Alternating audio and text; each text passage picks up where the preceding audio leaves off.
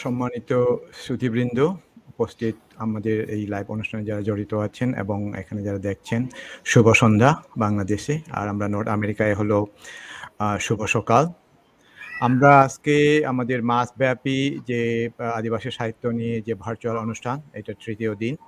আমরা আজকে আমরা বলব যে খুব সৌভাগ্যবান যে আমরা পেয়েছি আমাদের আদিবাসীদের নিয়ে যিনি কাজ করেন, আমাদেরকে সহায়তা করছেন প্রথম থেকেই কুমিল্লা বিশ্ববিদ্যালয়ের বাংলা বিভাগীয় প্রধান অধ্যাপক ডক্টর জি.এম. মনিরুজ্জামান। উনি আজকে ত্রিপুরা আদিবাসী বা ত্রিপুরাদের লোকসংস্কৃতি, লোককথা ওইগুলো নিয়ে কিছু বলবেন। শুধু ওইটাই না, উনি এর আগে আমাদের বাংলাদেশের উত্তরবঙ্গের আদিবাসীদের নিয়েও কাজ করেছেন। এছাড়া একদম একাডেমিক না, আমরা যেটা বলি যে মাঠে কাজ করা, যে অ্যাক্টিভিস্ট হিসাবেও কাজ করেছেন। ব্যক্তি জীবনে তিনি আমাদের এর সাথে আমরা কি বলবো যে আদিবাসীদের সাথে ওতপ্রোতভাবে জড়িত আছেন, একদম কি বলবো ছাত্র জীবন থেকেই। তাছাড়া উনি কি বলে একাডেমিক কিতে এখন কুমিল্লা বিশ্ববিদ্যালয়ে জড়িত আছেন বিভাগীয় প্রধান হিসাবেই। পাশাপাশি তার আরও অনেক লেখা প্রকাশ হয়েছেন। উনি একজন সাহিত্যিক ও বটে, শুধু গবেষক না। তো আমরা প্রথমেই ওনার কাছে যাচ্ছি, ওনার ব্যক্তি জীবন সম্পর্কে কিছুটা শুনে তারপরে আমরা মূল অনুষ্ঠানে চলে যাব। তো এই কিতে চলে যাওয়ার আগে আমি প্রথমেই স্যারকে আমাদের আজকের এই যে ভার্চুয়াল অনুষ্ঠান, যে আদিবাসী সাহিত্য অনুষ্ঠান, এটা আশা করি আপনি কি বলবো এখানে যে আপনি যে আসছেন, আমরা সবাই গর্বিত। আমাদের আয়োজকদের পক্ষ থেকে থকবিরিম, মণিপুরী সাহিত্য সংসদ, বাংলাদেশ মণিপুরী সাহিত্য সংসদ, তারপরে Chittagong hill tracts, writers union, Manipuri mirror, সবার পক্ষ থেকে আবারও আপনাকে শুভেচ্ছা, স্বাগতম এবং শ্রদ্ধা জানাচ্ছি। Thank you sir. ধন্যবাদ, অনেক অনেক ধন্যবাদ হেমম প্রমোদ দাদাকে আমাকে পরিচয় করে দেওয়ার জন্যে। আমি প্রথমেই শুভ সন্ধ্যা জানাচ্ছি। বাংলাদেশে এখন যে সময়, সেই অনুযায়ী। আর এই মাসটি আমাদের শোকের মাস। আমরা বাঙালি জাতি যে সময় হাজার বছরের শ্রেষ্ঠ বাঙালি বঙ্গবন্ধু শেখ মুজিবুর রহমানকে আমরা হারিয়েছি। তার রুহের মাগফিরাত কামনা করছি। তার বিদেহী আত্মার মাগফিরাতের পাশাপাশি তার পরিবারে আজ যারা হত্যা হয়েছে ৭৫-এর 15ই আগস্টে, তাদের মাগফিরাত কামনা করছি। প্রথমেই আমি একটু বলে নিই, সেটা হচ্ছে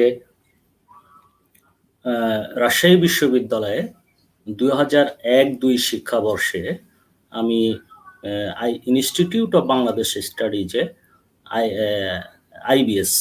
আইবিএসে আমি পিএইচডি প্রোগ্রামে ভর্তি হই। সেখানে পিএইচডির মূল বিষয়বস্তু ছিল আমার বঙ্কিমচন্দ্র চট্টোপাধ্যায়ের ঐতিহাসিক উপন্যাস ইতিহাসের সাহিত্যিক পুনর্নির্মাণ।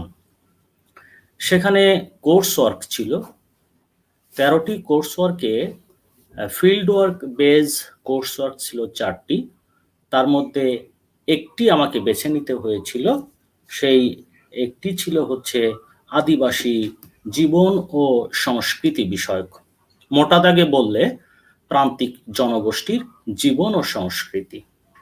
সেখানে আমি যে বিষয়টি বেছে নিয়েছিলাম বা যে শিরোনামে আমি একটি প্রপোজাল জমা দিয়েছিলাম কোর্স ওয়ার্কের বিষয় হিসেবে, সেটি ছিল মুন্ডাদের ধর্ম সংস্কৃতি। মূলত এটি ছিল আদিবাসী বিষয়ক আমার প্রথম কাজ। এখনো প্রায় 20 বছর হতে যাচ্ছে। আমি আনন্দ বোধ করি আমার কাজটি শেষ হওয়ার সঙ্গে সঙ্গে।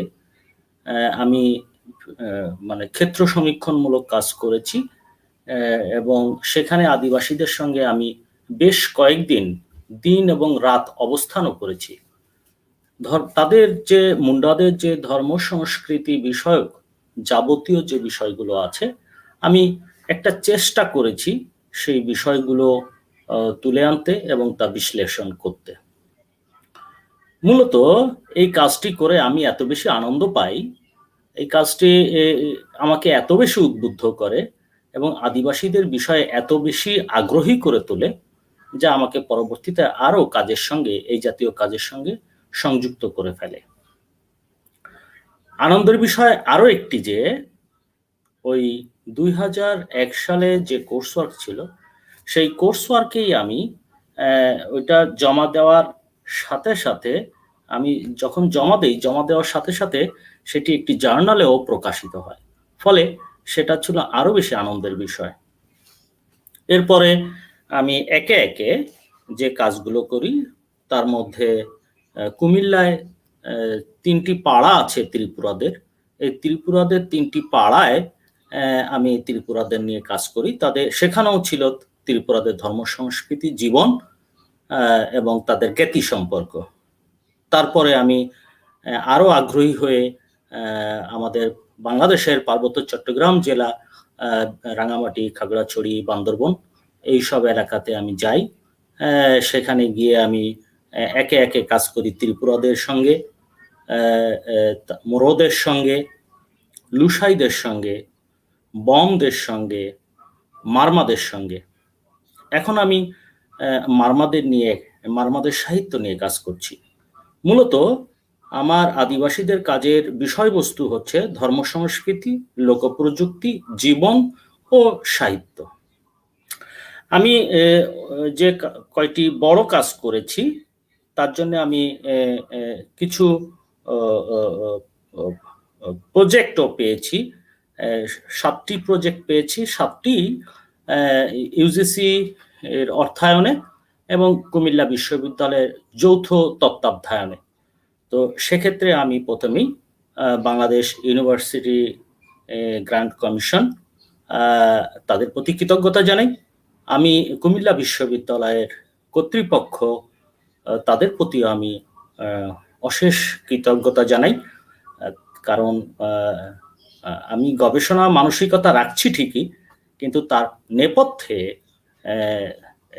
ইউজিসি এবং কুমিল্লা বিশ্ববিদ্যালয় যেভাবে ভূমিকা রেখেছে তা সত্যি আমাকে আরো এগিয়ে দেওয়ার জন্য অনুপ্রেরণা দিয়েছে যেভাবে, তাতে আমি বারবার আনন্দিত এবং মুগ্ধ হই, আরো বেশি আগ্রহী হয়ে উঠি আদিবাসীদের নিয়ে। এই আর কি আদিবাসী বিষয়ক আমার কাজের বিষয়বস্তু বা পরিধি, এর মধ্যেই আমি আছি এখনো। সম্প্রতি 2020-21 অর্থ বছরে ইউজিসি অর্থায়নে আমি একটি কাজ সমাপ্ত করেছি। কাজটি জুলাই 2021 শেষ হয়েছে। কাজটি শিরোনাম ছিল বাংলাদেশের ত্রিপুরা জনজাতির রূপকথা, লোককাহিনী ও কিংবদন্তিতে জীবন চর্চা।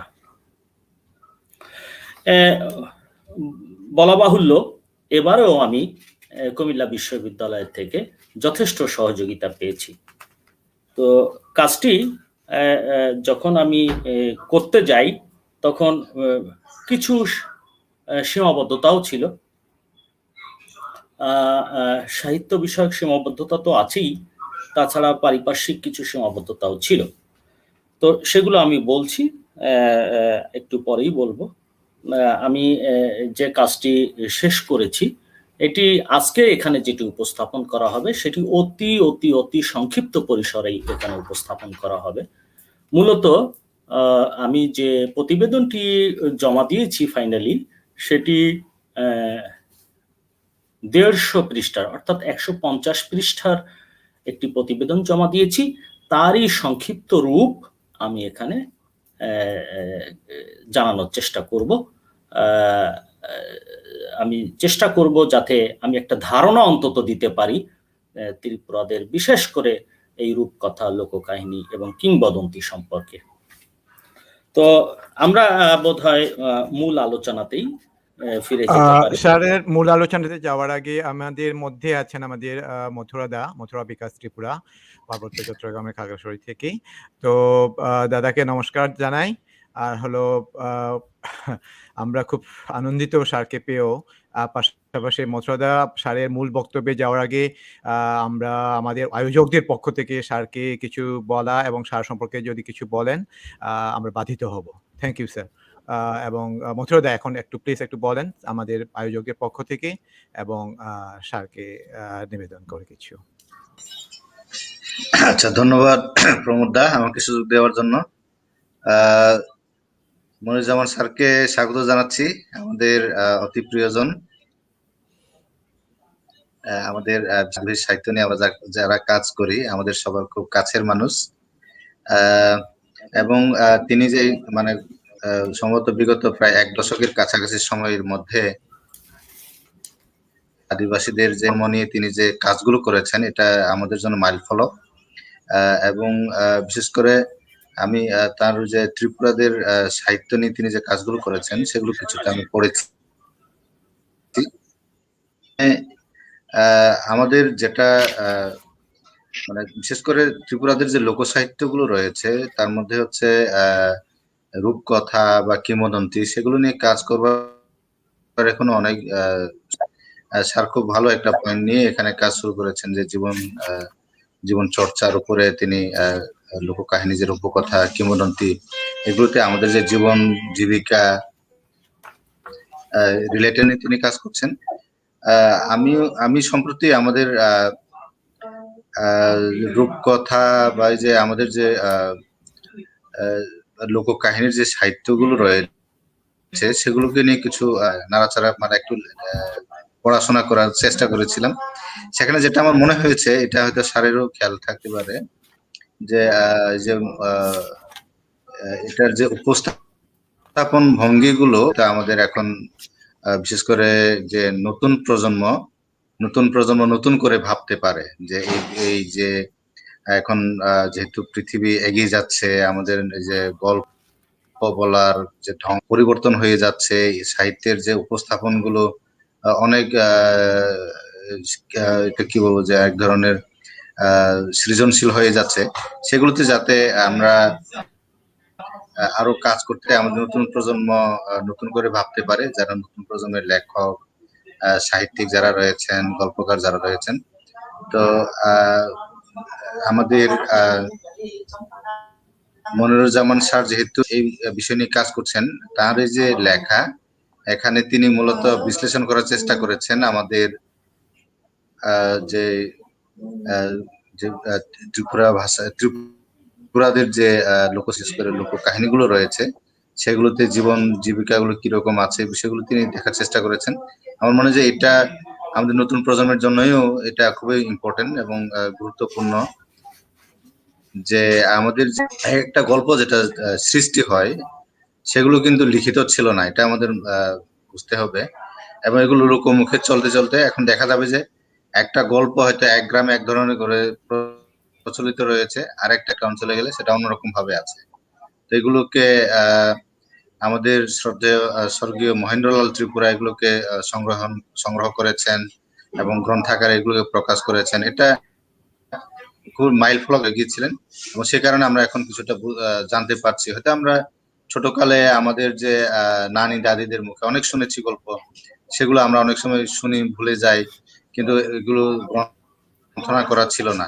তবে এটাকে গ্রন্থনা করে গেছেন এবং এটাকে এখন আধুনিক যে গবেষণা পদ্ধতি ব্যবহার করে এটাকে বিশ্লেষণ করা, এটা মনিরুজ্জামান স্যার শুরু করেছেন। আমার মনে হয় যে এটাকে আমাদের নতুন প্রজন্ম যদি আরো অন্যভাবে দেখে, যে ঠিক অবস্থা বা মূল্য কিরকম ছিল, বা এটাতে রাজনৈতিক কোনো দর্শন আছে কিনা, আমরা এখান থেকে কোনো শিক্ষণীয় কিছু পেতে পারি কিনা, বা এখানে আমাদের জীবন দর্শন নিয়ে কি বলার চেষ্টা করা হয়েছে, ভাবে নানা উপায়ে নানান দিক থেকে নানান অ্যাঙ্গেল থেকে এটাকে মনে হয় বিশ্লেষণ করার সুযোগ আছে।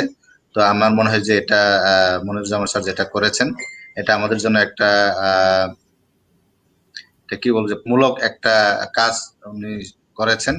এটা মানে এটাকে মানে চূড়ান্ত বা শেষ কাজ না, এটা আমাদের জন্য একটা শুরু, যে আমরা তার এই কাজের মধ্য দিয়ে কিছুটা মানে আমাদের গল্পগুলো আমাদের জীবন দেখার যে রিসার্চারের দৃষ্টিভঙ্গি থেকে, একাডেমিক দৃষ্টিভঙ্গি থেকে কিভাবে বিশ্লেষণ করা যায় সেগুলো আমরা এখান থেকে দেখার একটা সুযোগ পাচ্ছি।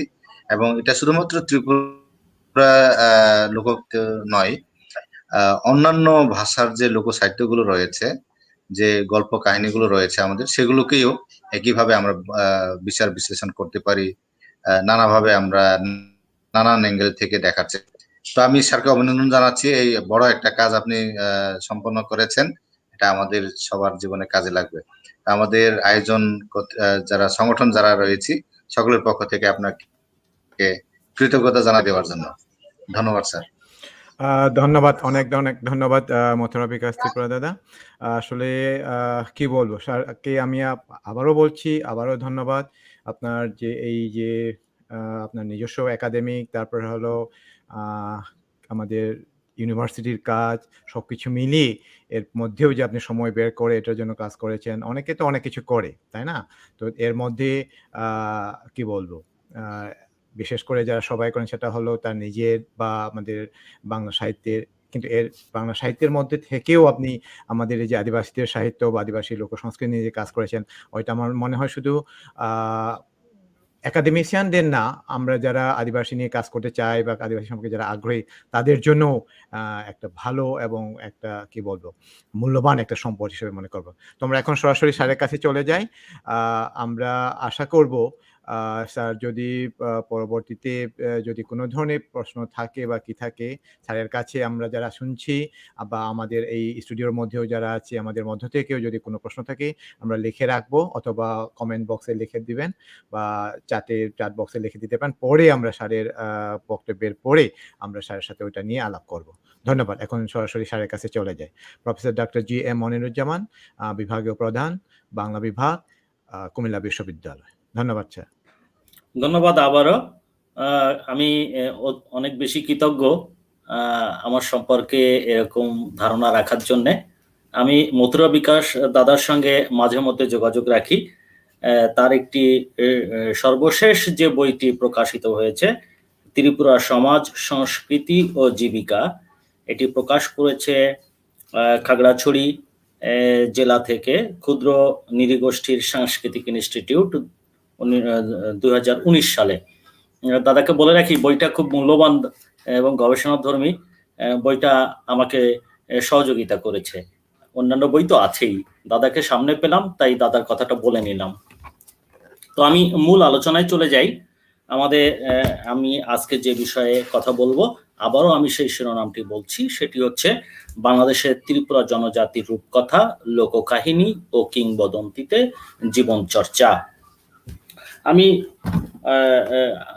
পুনরায় জানিয়ে নিচ্ছি, এটি অনেক বড় একটি কাজ।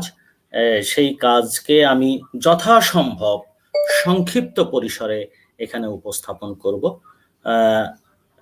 আমি সেই আশা নিয়েই আমি এই বিষয়ে শুরু করছি। বাংলাদেশের ত্রিপুরা জনজাতির রূপকথা, লোককাহিনী ও কিংবদন্তিতে জীবন চর্চা। প্রথমেই আমি ভূমিকা দিয়ে শুরু করি। বাংলাদেশে বসবাসকারী ক্ষুদ্র জনজাতির সংখ্যা 40 বা তার অধিক। এদের মধ্যে একটি ত্রিপুরা। স্বাধীনতার পূর্বকালে উত্তর ভারতের দেশীয় রাজ্যগুলোর মধ্যে ত্রিপুরা রাজ্যই ছিল অন্যতম। বর্তমান বাংলাদেশের চট্টগ্রাম, পার্বত্য চট্টগ্রাম, বান্দরবান, খাগড়াছড়ি, রাঙ্গামাটি, কুমিল্লা জেলার কয়েকটি অঞ্চলে ত্রিপুরাদের বসবাস লক্ষ্য করা যায়। পার্বত্য অঞ্চলে বসবাসকারী 11টি জনজাতির রয়েছে নিজস্ব সাহিত্য এবং তার অনেকগুলোই নিজ নিজ ভাষায় রচিত। তার মধ্যে বেশ কিছু রয়েছে এদেশের বৃহৎ জনগোষ্ঠীর মাতৃভাষা বাংলায় রচিত। ত্রিপুরা জনজাতির সাহিত্যের মধ্যে যেমন আছে উপন্যাস, নাটক, ছোট গল্প, সঙ্গীত, রূপকথা, লোককাহিনী ও কিংবদন্তি, ছড়া প্রভৃতি। তবে এসবের মধ্যে নিজস্ব জীবন পরিচিতি পাওয়া গেলেও তাদের রচিত রূপকথা, লোককাহিনী ও কিংবদন্তিমূলক সাহিত্যে তা অধিকতর ঘনিষ্ঠভাবে খুঁজে পাওয়া সম্ভব। ত্রিপুরা জনজাতির প্রকৃতির ইতিহাসও লুকিয়ে রয়েছে এসব রূপকথা, লোককাহিনী ও কিংবদন্তিমূলক রচনায়। ত্রিপুরা জনজাতির রূপকথা, লোককাহিনী ও কিংবদন্তিমূলক রচনায় প্রতিফলিত হতে দেখা যায়, যেমন ত্রিপুরা জনজাতির পাহাড়ি জুম কেন্দ্রিক জীবন।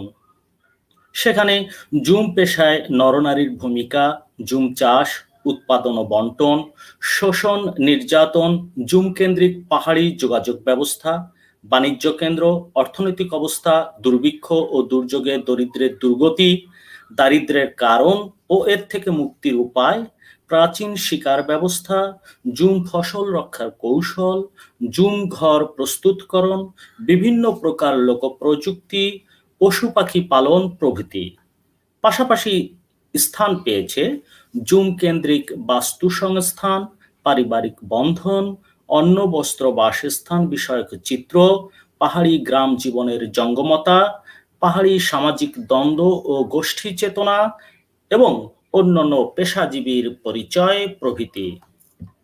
দ্বিতীয়ত, ত্রিপুরা জনজাতির সাংস্কৃতিক জীবন প্রসঙ্গ যেমন খাদ্যদ্রব্য, পোশাক পরিচ্ছদ, অলংকার বা প্রসাধন সামগ্রী, গৃহসজ্জা, বৃক্ষ, ফুল, ফল, অলৌকিক শক্তির মন্ত্রজপ, অস্ত্রশস্ত্র, যানবাহন, বিভিন্ন মন্দির ভিত্তিক বিভিন্ন দেবতার ধর্মকর্ম, দেবদেবীর ক্ষমতা, যুদ্ধ শিক্ষা বিদ্যায়তন, যুদ্ধ ময়দান ও যুদ্ধ কৌশল, শিক্ষা কেন্দ্র, প্রাকৃতিক নদী, পাহাড়, ঝর্ণা, দিঘি, ছড়া, হ্রদ, নালা, গ্রহ নক্ষত্র, রাক্ষসপুরী, পরীর আগমন ও নিত্য, জন্তু জানোয়ার, ভৌগোলিক স্থান, নতুন গ্রামপত্তন, উৎসব অনুষ্ঠান, বিবাহ আচার অনুষ্ঠান, বাদ্যযন্ত্র, সঙ্গীত ও নৃত্য, ছড়া, নরনারীর প্রণয়, অলৌকিক ও লৌকিক বিশ্বাস, লোকচিকিৎসা ও লোকাচার, বিভিন্ন পশু পাখির জীবন আচরণ প্রভৃতি। তৃতীয়ত, ত্রিপুরা নরনারীর প্রকৃতি যেমন পরিবারে বিভিন্ন বয়সী নরনারীর অবস্থান, পেশাজীবী নরনারী, নরনারীর অধিকার, বৈষম্য, নারী নির্যাতন, নরনারীর প্রেম, বহুবিবাহ প্রসঙ্গ, পাহাড়ি নারীর দারিদ্র সংকট, পেশাগত দুর্গতি বা প্রতিবাদী চরিত্র প্রভৃতি। চতুর্থত, রূপকথা, লোককাহিনী ও কিংবদন্তিমূলক রচনার গঠন, শব্দ, ভাষা, শিল্পরূপ প্রভৃতি। দেখা যায় এসব বিষয়ের সাথে ত্রিপুরাদের জীবনের নিজস্ব সামাজিক ও সাংস্কৃতিক ঐতিহ্য, বৈশিষ্ট্য যুক্ত রয়েছে। এই স্বতন্ত্র বৈশিষ্ট্য এদেরকে অন্য জনগোষ্ঠী থেকে পৃথক করে রাখে। এই গবেষণার কিছু উদ্দেশ্য ছিল। এই গবেষণা যে উদ্দেশ্য নিয়ে পরিচালিত হয়েছে তা হলো ত্রিপুরাদের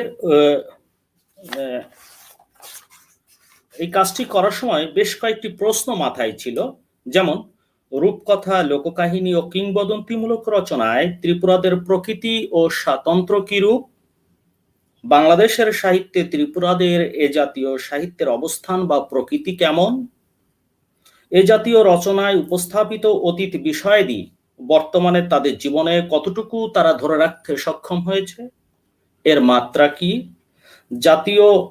এই জাতীয় সাহিত্য রচনা বা সংগ্রহের পেছনে তাদের কি মনোভাব সক্রিয় ছিল, বৈচিত্র্যময় ঐতিহ্যিক জীবনে এরা নতুন কোনো আদর্শবাদ দ্বারা পরিচালিত হয় কিনা, ত্রিপুরাদের মানসিকতা ও মনোভাবের কি পরিচয় পাওয়া যায়, সাহিত্য গবেষকগণ এ জাতীয় বিষয়কে কি চোখে দেখেন।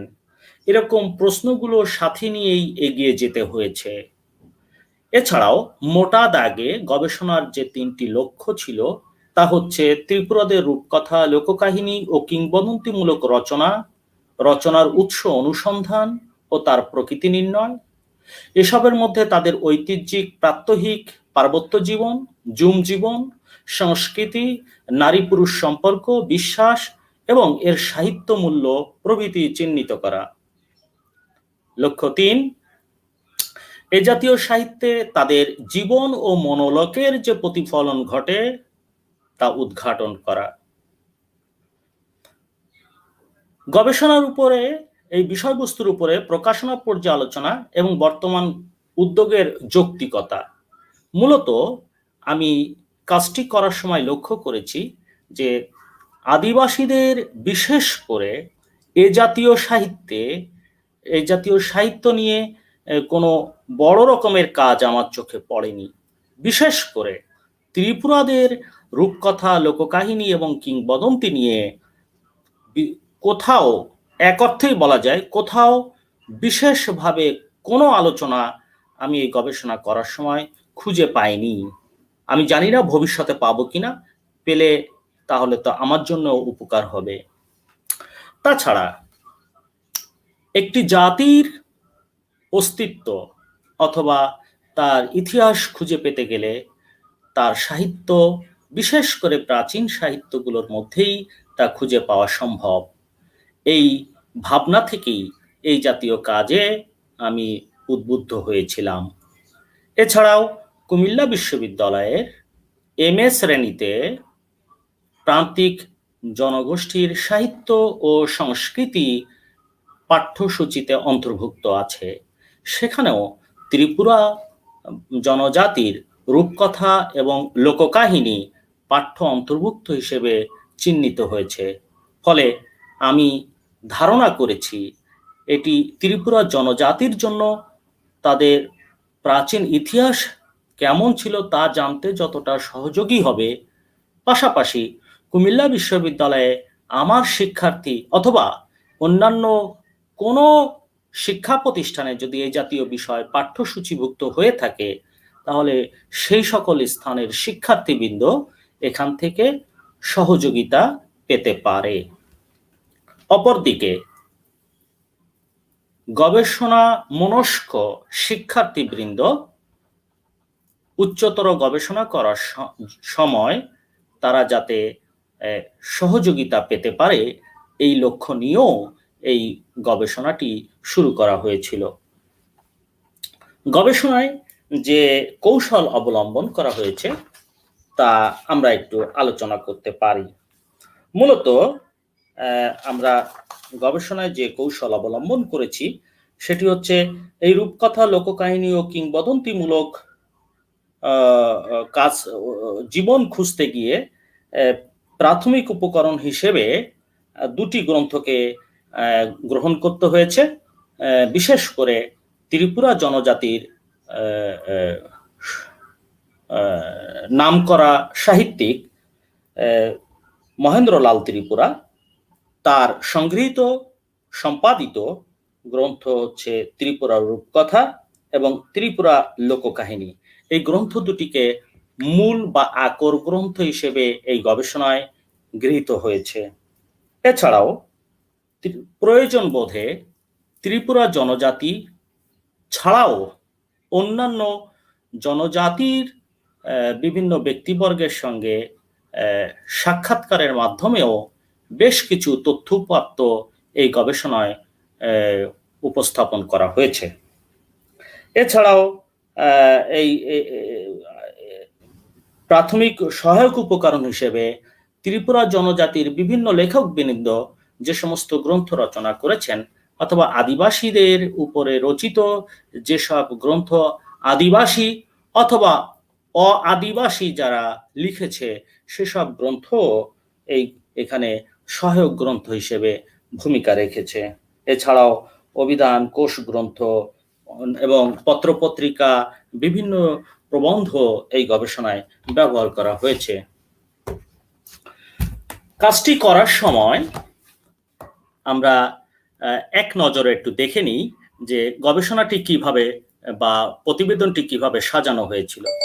প্রথমে আমরা ভূমিকা রেখেছিলাম, সেখানে গবেষণার উদ্দেশ্য ও লক্ষ্য ছিল গবেষণার বিষয়বস্তুর উপর প্রকাশনা, পর্যালোচনা এবং বর্তমান গবেষণার যৌক্তিকতা, গবেষণার পদ্ধতি। দ্বিতীয়ত ছিল বা দ্বিতীয় অধ্যায়ে ছিল ত্রিপুরা জনজাতির পরিচয়।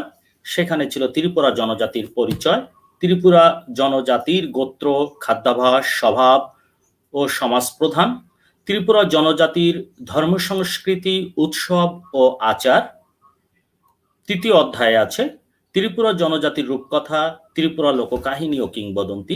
এর মধ্যে আছে রূপকথা, উপকথা, ব্রতকথা প্রসঙ্গ, লোককাহিনী প্রসঙ্গ, কিংবদন্তি প্রসঙ্গ, ত্রিপুরা রূপকথা টাইপ ও মোটিভ, ত্রিপুরা লোককাহিনী ও কিংবদন্তি টাইপ ও মোটিভ। চতুর্থ অধ্যায় ছিল ত্রিপুরা জনজাতির রূপকথায় জীবন চর্চা। এখানে এসছে ত্রিপুরা জনজাতির কৃষিভিত্তিক জুম জীবন, ত্রিপুরা জনজাতির সামাজিক ও সাংস্কৃতিক জীবন, ত্রিপুরা জনজাতির নারী পুরুষের প্রকৃতি, ত্রিপুরা রূপকথার শব্দ, ভাষা, ছড়া, পদ্য, সঙ্গীত, সাহিত্যমূল্য। পঞ্চম অধ্যায়ে আছে ত্রিপুরা জনজাতির লোককাহিনী ও কিংবদন্তিতে জীবন চর্চা। প্রথমে আছে ত্রিপুরা জনজাতির কৃষিভিত্তিক জুম জীবন, ত্রিপুরা জনজাতির সামাজিক সাংস্কৃতিক জীবন ও রণকৌশল, ত্রিপুরা জনজাতির নারী পুরুষের প্রকৃতি, ত্রিপুরা লোককাহিনী ও কিংবদন্তির শব্দ, ভাষা, সাহিত্যমূল্য।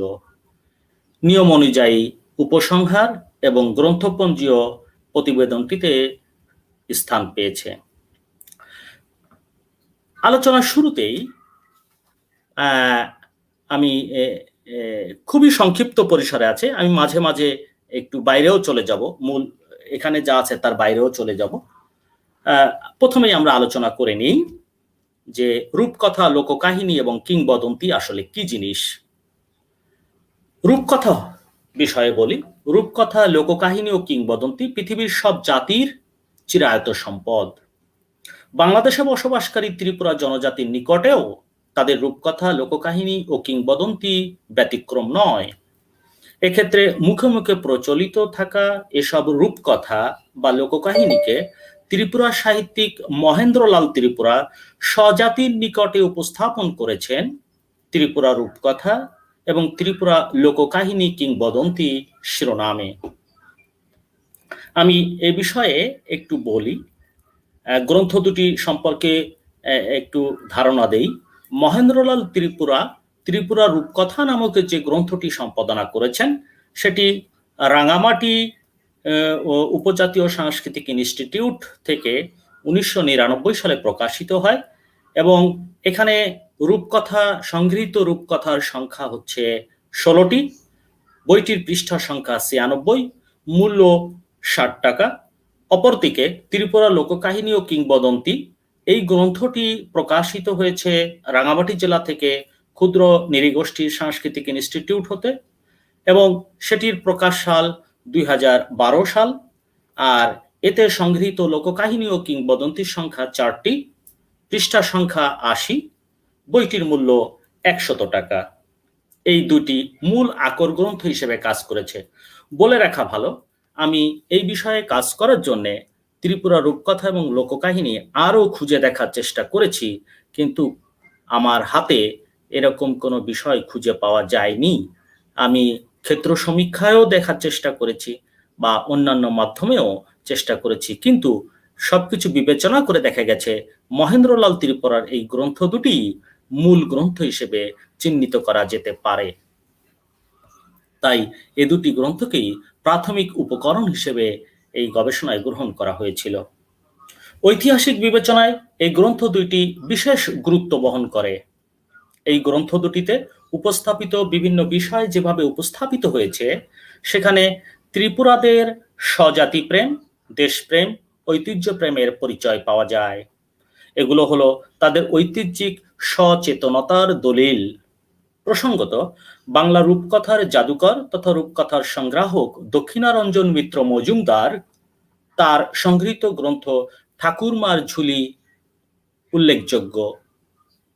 ময়মনসিংহ অঞ্চল হতে সংগৃহীত বাংলা ভাষার সর্বকালের শ্রেষ্ঠ ও বিখ্যাত রূপকথার সংকলন ঠাকুরমার ঝুলি যেমন রূপকথাধর্মী শিশু সাহিত্য হিসেবে শিশু কিশোরদের কাছে সমধিক পরিচিত, তেমনি এটি তাকে এনে দিয়েছিল ঈর্ষণীয় জনপ্রিয়তা।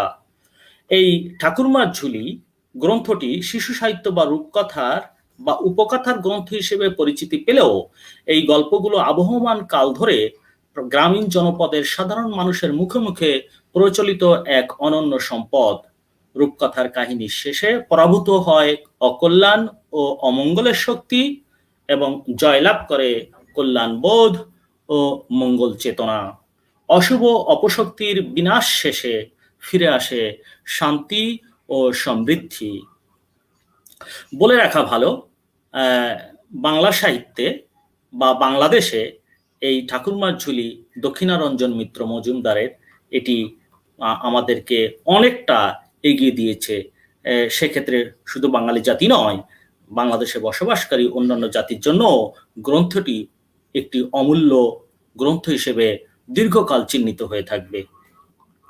রূপকথার রাজ্য অসম্ভবের রাজ্য। রূপকথার কাহিনী আপাত অবাস্তব কাল্পনিক কাহিনী।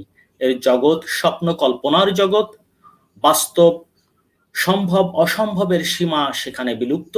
সেখানে আকাশলোক, মৃত্তিকালোক, পাতাল লোকের বিচিত্র সহাবস্থান। এগুলো ইচ্ছা পূরণের গল্প, তা শ্রোতার মানসিক চাহিদা পূরণ করে। রূপকথার রাজ্যে বহু বিচিত্র চরিত্রের আবির্ভাব ঘটে। রাজা রানী, রাজপুত্র রাজকন্যা, মন্ত্রীপুত্র মন্ত্রী, মন্ত্রীপুত্র, কোটাল, কোটাল পুত্র, সওদাগর, সওদাগর পুত্র, দাস দাসী, কাঠুরিয়া, কাঠুরানী, ব্যঙ্গমা, ব্যঙ্গমী, পঙ্খিরাজ ঘোড়া, সুখ পাখি প্রভৃতি।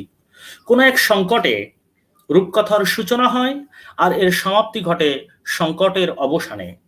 সেখানে মানব মানবীর সুখ দুঃখ, হাসি কান্না, আনন্দ বেদনা, আশা আকাঙ্ক্ষা, হিংসা বিদ্বেষ, ঈর্ষা লোভ, স্বার্থপরতা, প্রেম স্নেহ, প্রীতি মায়া মমতা, বন্ধুত্ব শত্রুতা, সততা কপটতা, ক্রোধ লোভ লালসা, নিষ্ঠুরতা, বিশ্বাসঘাতকতা, সহিষ্ণুতা, স্বার্থপরায়ণতা, শৌর্য বীর্য, অলৌকিক জন্ম বৃত্তান্ত, মন্ত্রপুত প্রভৃতি প্রসঙ্গ স্থান পায়। একদিকে শোষণ পীড়ন বঞ্চনা, অপরদিকে ক্ষমা দয়া উদারতা ত্যাগ, জয় পরাজয় সাফল্য ও ব্যর্থতার বিচিত্র উপস্থিতি থাকে এই রূপকথায়। রূপকথায় সমাজ ইতিহাসের উপাদান খুঁজে পাওয়া যায়। আমাদের গবেষণার লক্ষ্য কিন্তু এটি যে আমি বাস্তব সমাজের কি খুঁজে পাচ্ছি, আমার ইতিহাস কি খুঁজে পাচ্ছি, ত্রিপুরা জাতিকে আমি কিভাবে সেখানে পাই, তার মূল পরিচয় কিভাবে আছে সেখানে। রূপকথার শিল্পগুণ বা রস অসাধারণ হয়ে থাকে। এর ভাষা কবিত্বময়, যা আকর্ষণীয় গল্পের সরসতা বৃদ্ধি করে। আর বর্তমান কালের হিসাবে রূপকথার রাক্ষস খোকসের যে চরিত্র ভূমিকা, তা পুঁজিবাদী সমাজের পরিচয় বহন করে বললে অত্যুক্তি হবে না। প্রখ্যাত ফোকলোরবিদ মজহারুল ইসলাম তিনি বলেছিলেন, উপজাতীয় বিশ্বাস ও সংস্কারে অসংখ্য কাহিনী, ছড়া, ধাঁধা ও কিংবদন্তির সাক্ষাৎ মেলে। প্রায় প্রত্যেক বিশ্বাস ও সংস্কারের মূলে একটা সংক্ষিপ্ত ইতিহাস আছে এবং এই ইতিহাস কাহিনীমূলক। তাদের বিশ্বাসে ও সংস্কারে, আচারে ও ব্যবহারে তাদেরকে প্রকৃতির সন্তানই বলে মনে হয়। তিনি আরো বলেন, বাংলাদেশের উপজাতীয় অঞ্চলের অধিবাসীদের সম্পর্কে অনেক তথ্য সমৃদ্ধ পঠন পাঠনেরও ব্যাপক সম্ভাবনা আছে। আমি এই মজহারুল ইসলামের এই কথাটিও আমাকে অনেকটা উদ্বুদ্ধ করেছিল। আমি যখন প্রথম গবেষণা নিয়ে আদিবাসীদের বিষয়ে যখন আগ্রহী হয়ে উঠি, এই জাতীয় কথাও আমাকে অনেক বেশি অনুপ্রেরণা দেয়। এবার আসি লোককাহিনীতে। লোককাহিনী লোকসাহিত্যের একটি প্রধান শাখা। সাধারণত গ্রাম অঞ্চলের নিরক্ষর মানুষের মুখে মুখে প্রচলিত এবং তা বংশ পরম্পরায় শ্রুতি হিসেবে বহমান। অনেক লোককাহিনী আয়তনে দীর্ঘ, রোমাঞ্চকর, ভৌগোলিক ও ঐতিহাসিক বিষয়াদি ধারণ করে থাকে। রূপকথা, উপকথা বা জীবজন্তুর কাহিনী প্রভৃতিও এর অন্তর্ভুক্ত। আদিম সমাজের মানুষ জীবজন্তু ও প্রকৃতির খুব কাছাকাছি বসবাস করত বলে জীবজন্তু ও প্রকৃতি তাদের কাছে আপনজন হয়ে ওঠে। ফলে গল্পগুলোতে জীবজন্তুগুলো মানবীয় গুণাবলী প্রাপ্ত এবং তারা মানুষের মতো কথা বলে থাকে। আবার যেসব জীবজন্তুর গল্পে উপদেশ বা নীতিকথা খুঁজে পাওয়া যায়, তাকে নীতিকথা বা উপদেশ কথা বলে চিহ্নিত করা যায়। এছাড়া কলেবরে সংক্ষিপ্ত এমন গল্পকে হিউমারাস টেল বা রঙ্গকথা বা হাসির গল্প বলা হয়ে থাকে।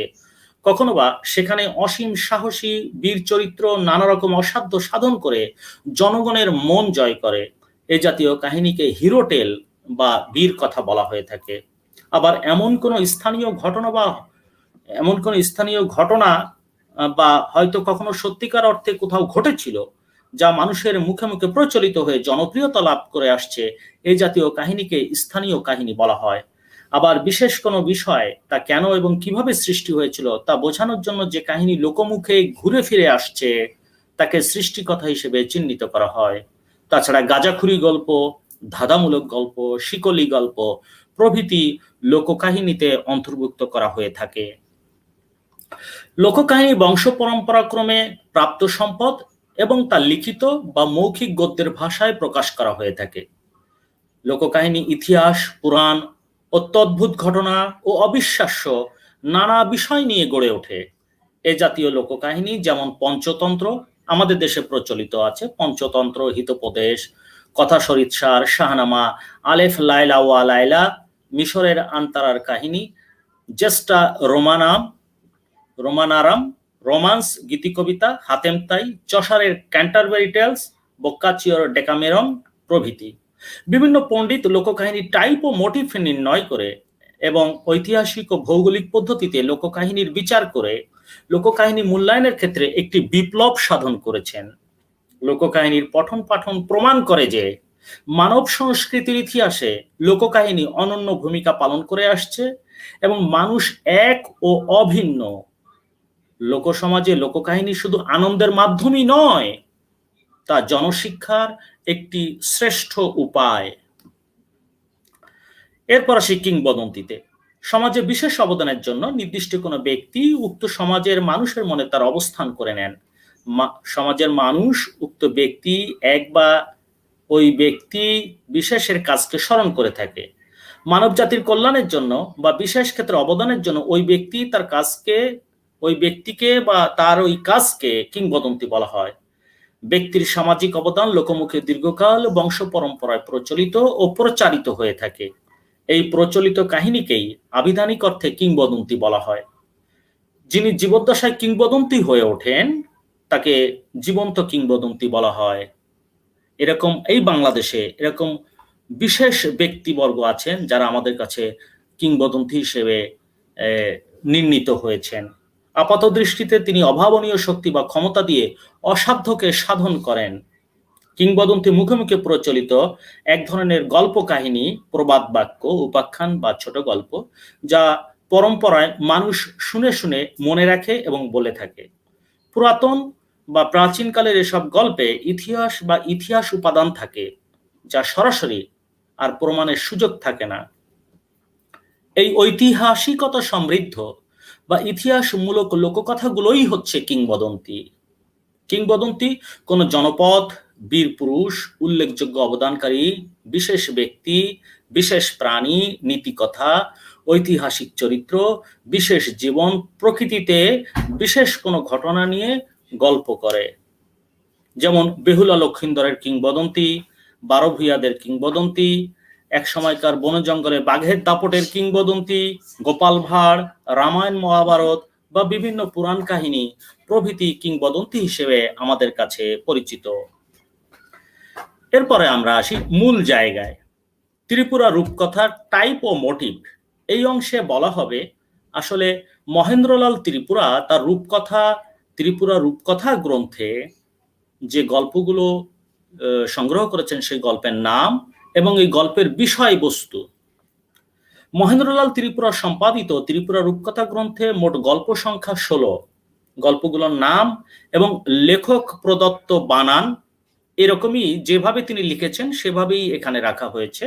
নাগুই, চেতুয়াং, খুমপুই, বুড়াশা দেবতার কাহিনী, কওয়াই তেন্ত্রেসা, মাইখলুম চামানি, রাক্ষসী রানী, তাক পূজা, বানর দিয়ে নাতি পালানো, কপালের লেখা, বিশ্বাসের স্বর্গলাভ, জংফা, বনের বিড়াল ও মুরগি 2 বান্ধবী, বাঘ ও শ্রীগালের কাহিনী, রাক্ষসপুরীর সন্ধানে, এবং 16 নম্বর গল্প হচ্ছে কাক, হরিণ ও শ্রীগাল 3 বন্ধুর কাহিনী। গল্পগুলোকে 4 শ্রেণীতে ভাগ করা যেতে পারে। এই 16টি গল্পকে যদি 4টা সেকশনে ভাগ করা হয় তাহলে দেখা যায় সেখানে আছে জীবজন্তু সংক্রান্ত রূপকথা, রাক্ষস খক্ষস সংক্রান্ত রূপকথা, মানুষ সংশ্লিষ্ট রূপকথা এবং পরি সংশ্লিষ্ট রূপকথা। এ গ্রন্থের রূপকথার উপাদান বিশ্লেষণ করে দেখা যায় ত্রিপুরা কথকের সমাজ সচেতনতা, মানব কল্যাণ, দেশপ্রেম, জীবন প্রবাহ, সাংস্কৃতিক বিষয় প্রভৃতির পরিচয় এই গল্পগুলোর মধ্যে পাওয়া যায়।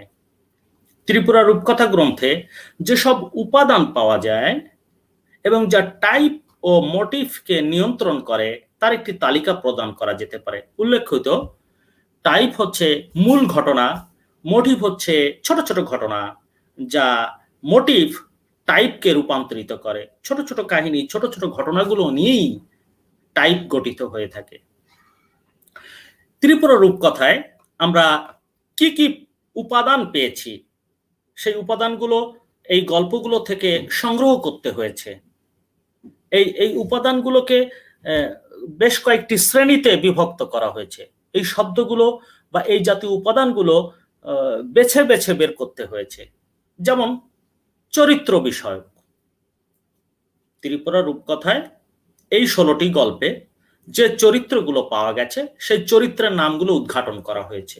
যেমন হাদুকমিনী, অতি বৃদ্ধ ব্যক্তি, কাঠুরিয়া দল, পাতাকুড়ানির দল, সুসজ্জিত পরী, রাক্ষস, 80-90 বছরের বুড়ি রাক্ষসী, অলৌকিক পুত্র, শিবারাম নারায়ণ, অপরিচিতা বৃদ্ধা, জয়মিনী, জয়মিনীর 2 পুত্র যথাক্রমে সুকিরাম ও সুধারাম, নারায়ণ পাড়ার ধনী দয়ালরাম, অপরূপ সুন্দরী ললিতা, রাজকুমার, অপদেবতা, বিশ্বাসঘাতক বৈষ্ণব প্রভৃতি।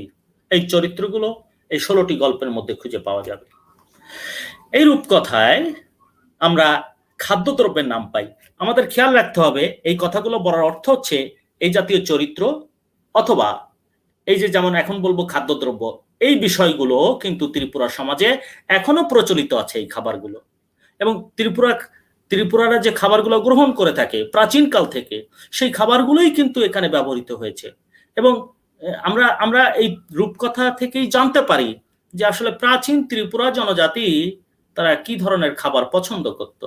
যেমন পূজার খাদ্য, দই, গুড়, মিষ্টি, মদ, সুগন্ধি চাউল, বিন্নি চাউল, মাছ, মাংস, বাঁশকড়ল, আলু, লাউ, ঝিঙ্গা, শাক, লাল শাক, সবজি, কচু, ফলমূল, লবণ, মরিচ, মাছ, কাঁকড়া, শুটকি, শূকর, মোরগ মুরগির মাংস প্রভৃতি। এবার দেখি প্রাচীনকালে ত্রিপুরারা কি ধরনের পোশাক পরিচ্ছদ ব্যবহার করত।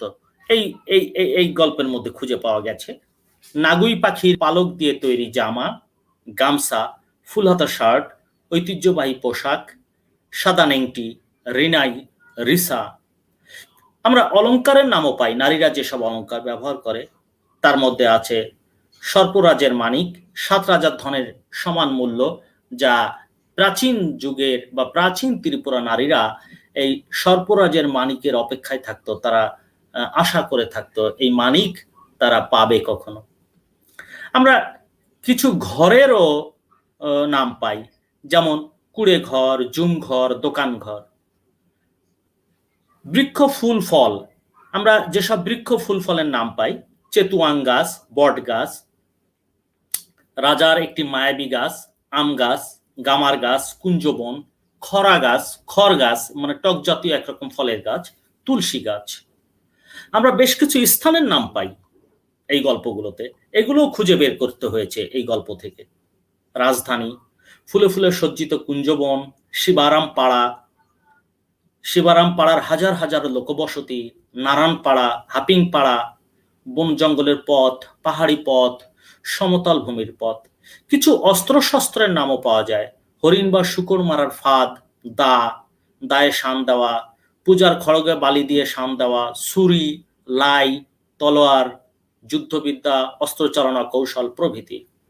মন্দির ও দেবতা, এর মধ্যে পাওয়া গেছে সর্পরাজার রাজপ্রাসাদের স্বর্ণ মন্দির, সর্প মন্দির, দেব মন্দির, বৃক্ষ পূজা, বুরাসা দেবতার স্ত্রী সংগ্রামা, বুরাসা দেবতার 4 সন্তান কারায়া গরায়া, জমদুকা, দুদুকা এবং বুরাসা দেবতার সহচরী জমখালি ও রায়খালি, বুরাসা দেবতার নাতি জমফিরাই, রায়ফিরাই। এছাড়া পশুরা, মানে প্রাচীন মানুষের ধারণা ছিল পশুরাও পূজা করে, সেই পূজাটির নাম হচ্ছে তাক পূজা। আমরা বিদ্যায়তনের পরিচয় পাই। জেলে সর্দার বাড়িতে রাজকুমারের যুদ্ধবিদ্যা শিক্ষা খবর পাওয়া যায়। রাজার 2 পুত্রের তন্ত্র মন্ত্র শেখা, বিভিন্ন কৌশলে অস্ত্র চালনা শেখা, অলৌকিক ক্ষমতা অর্জন, রাজপুত্র মন্ত্র বলে অদৃশ্য হয়ে যায়, এগুলো খুঁজে পাওয়া যায়। আমরা নদী, পাহাড়, ঝর্ণা, দিঘি, হ্রদ, নালা, বন, জঙ্গল এগুলোও পাই, সমতল ভূমিও পাই। আমরা নিত্য প্রয়োজনীয় কিছু দ্রব্যাদির নাম পাই, পালকি, তার মানে বোঝা যায় পালকি তখনও ছিল, প্রাচীনকালের পালকির প্রচলন ছিল। দিয়াশলাই, আগুন, লোহার কড়াই, লোহার কাঠি, বাঁশের ডুলু, ঝুড়ি, লাউয়ের খোল, বিষ্টা, চাষাবাদের যন্ত্রপাতি, ধান ভানা। এই যে ধান ভানা, গ্রামে গ্রামে ঢেকিতে ধান ভানা, এটি প্রাচীনকালেও ত্রিপুরারা ব্যবহার করেছে, তার পরিচয় আমরা জানতে পারি। তরি তরকারি, ফলমূল, শাকসবজি আবাদ, লাউয়ের ঠুঙ্গা, শুটকি, তাহলে শুটকি খাবারটা প্রাচীনকালেও প্রচলিত ছিল, আমরা জানতে পারি। গৃহপালিত বন্য জন্তু, জীবজন্তু, মাছ, পাখি, এখানে যেসব প্রাণীর নাম পাওয়া যায়, নাগুই পাখি, নাগুই পাখির পালক, ধনেশ ও তোতা পাখি, কুকুর, বোলতা, বাঘ, ভাল্লুক, সাপ, বানর, হাতি, শৃগাল, হরিণ, গরু, মরা গরু, মহিষ, গৃহস্থের কুকুর, বুলু। তাহলে কুকুরেরও নাম ছিল, গৃহস্থের পালিত কুকুরের নাম বুলু। শুকর, শুকর ছানা, ছাগল, মাদি বিড়াল, বোয়াল মাছ, শিং মাছ, মোরগ, মুরগি, মুরগির ডিম, ধনেশ পাখি, কাক। তাহলে বোঝা গেল যে ত্রিপুরা জনজাতির খুব নিকট বিষয় ছিল এগুলো। আমরা ত্রিপুরা, এটি গেল ত্রিপুরা রূপকথা। তাহলে ত্রিপুরা লোককাহিনী ও কিংবদন্তিতে আমরা কি পাই? লোককাহিনী এবং কিংবদন্তিতে যে উপকরণ বা উপাদানগুলো পাওয়া যায় সেগুলো জানার প্রয়োজন আছে, কারণ সেগুলি ত্রিপুরাদের পরিচয়, তাদের ঐতিহ্য, তাই তাদের সম্পদ। এখনকার বর্তমানকালে ত্রিপুরারাও এটিকে তাদের ঐতিহ্য মনে করে থাকে, এটিও তাদের নিকটে গর্বের বিষয় হতে পারে, হয়ও। এবং কি ছিল আর এখন কি নেই তাও এই ধারণা থেকেই জানা যেতে পারে। তাহলে আমি সেই জায়গাটিতে যাই, ত্রিপুরা লোককাহিনী ও কিংবদন্তি, টাইপ ও মোটিভ।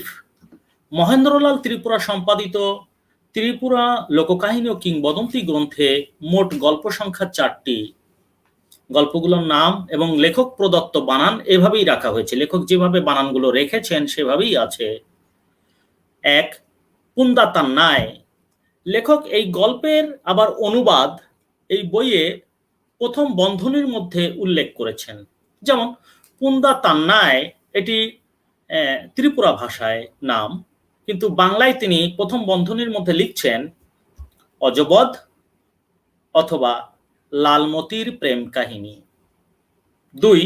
কুচুক হাসিকাম কামানি, এটার বাংলা নাম দিয়েছেন সুউচ্চ লুসাই রাজ্য জয় অথবা সেনাপতি রায় কাচাক সুমন্তের জয় কাহিনী। বলে রাখা ভালো, ত্রিপুরাদের সঙ্গে লুসাইদের একটি বড় যুদ্ধ হয়েছিল। এই যুদ্ধ কাহিনী এই লোককাহিনী ও কিংবদন্তি গ্রন্থে স্থান পেয়েছে এবং সেটি খুব গুরুত্বপূর্ণ।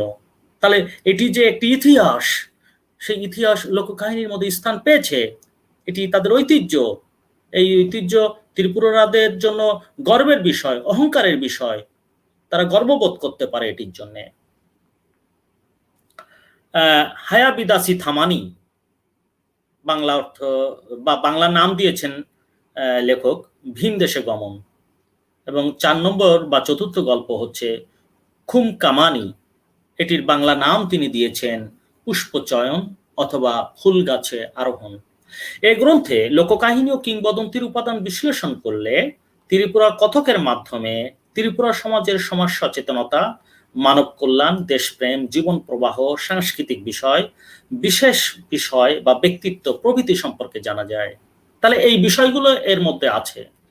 ত্রিপুরা লোককাহিনী ও কিংবদন্তি গ্রন্থটিতে যেসব টাইপ এবং মোটিভ উপাদান পাওয়া যায় সেগুলো হলো, একটু খেয়াল করবেন, আমরা একটু খেয়াল করে দেখতে পারি যে কি কি চরিত্র এখানে আছে। এই গ্রন্থে যে চরিত্রগুলো পাওয়া যায়, ত্রিপুরা গ্রামে প্রভাবশালী বৃদ্ধ সমাজপতি দাঙ্গুই বুড়া, দাঙ্গুই বুড়ার 2 কন্যা লালমতি, দাঙ্গুই বুড়ার কন্যা লালমতি, সুমন্ত, হেমন্ত, ব্রাহ্মণ ব্রাহ্মণী, কামার, কুমার, তাঁতি।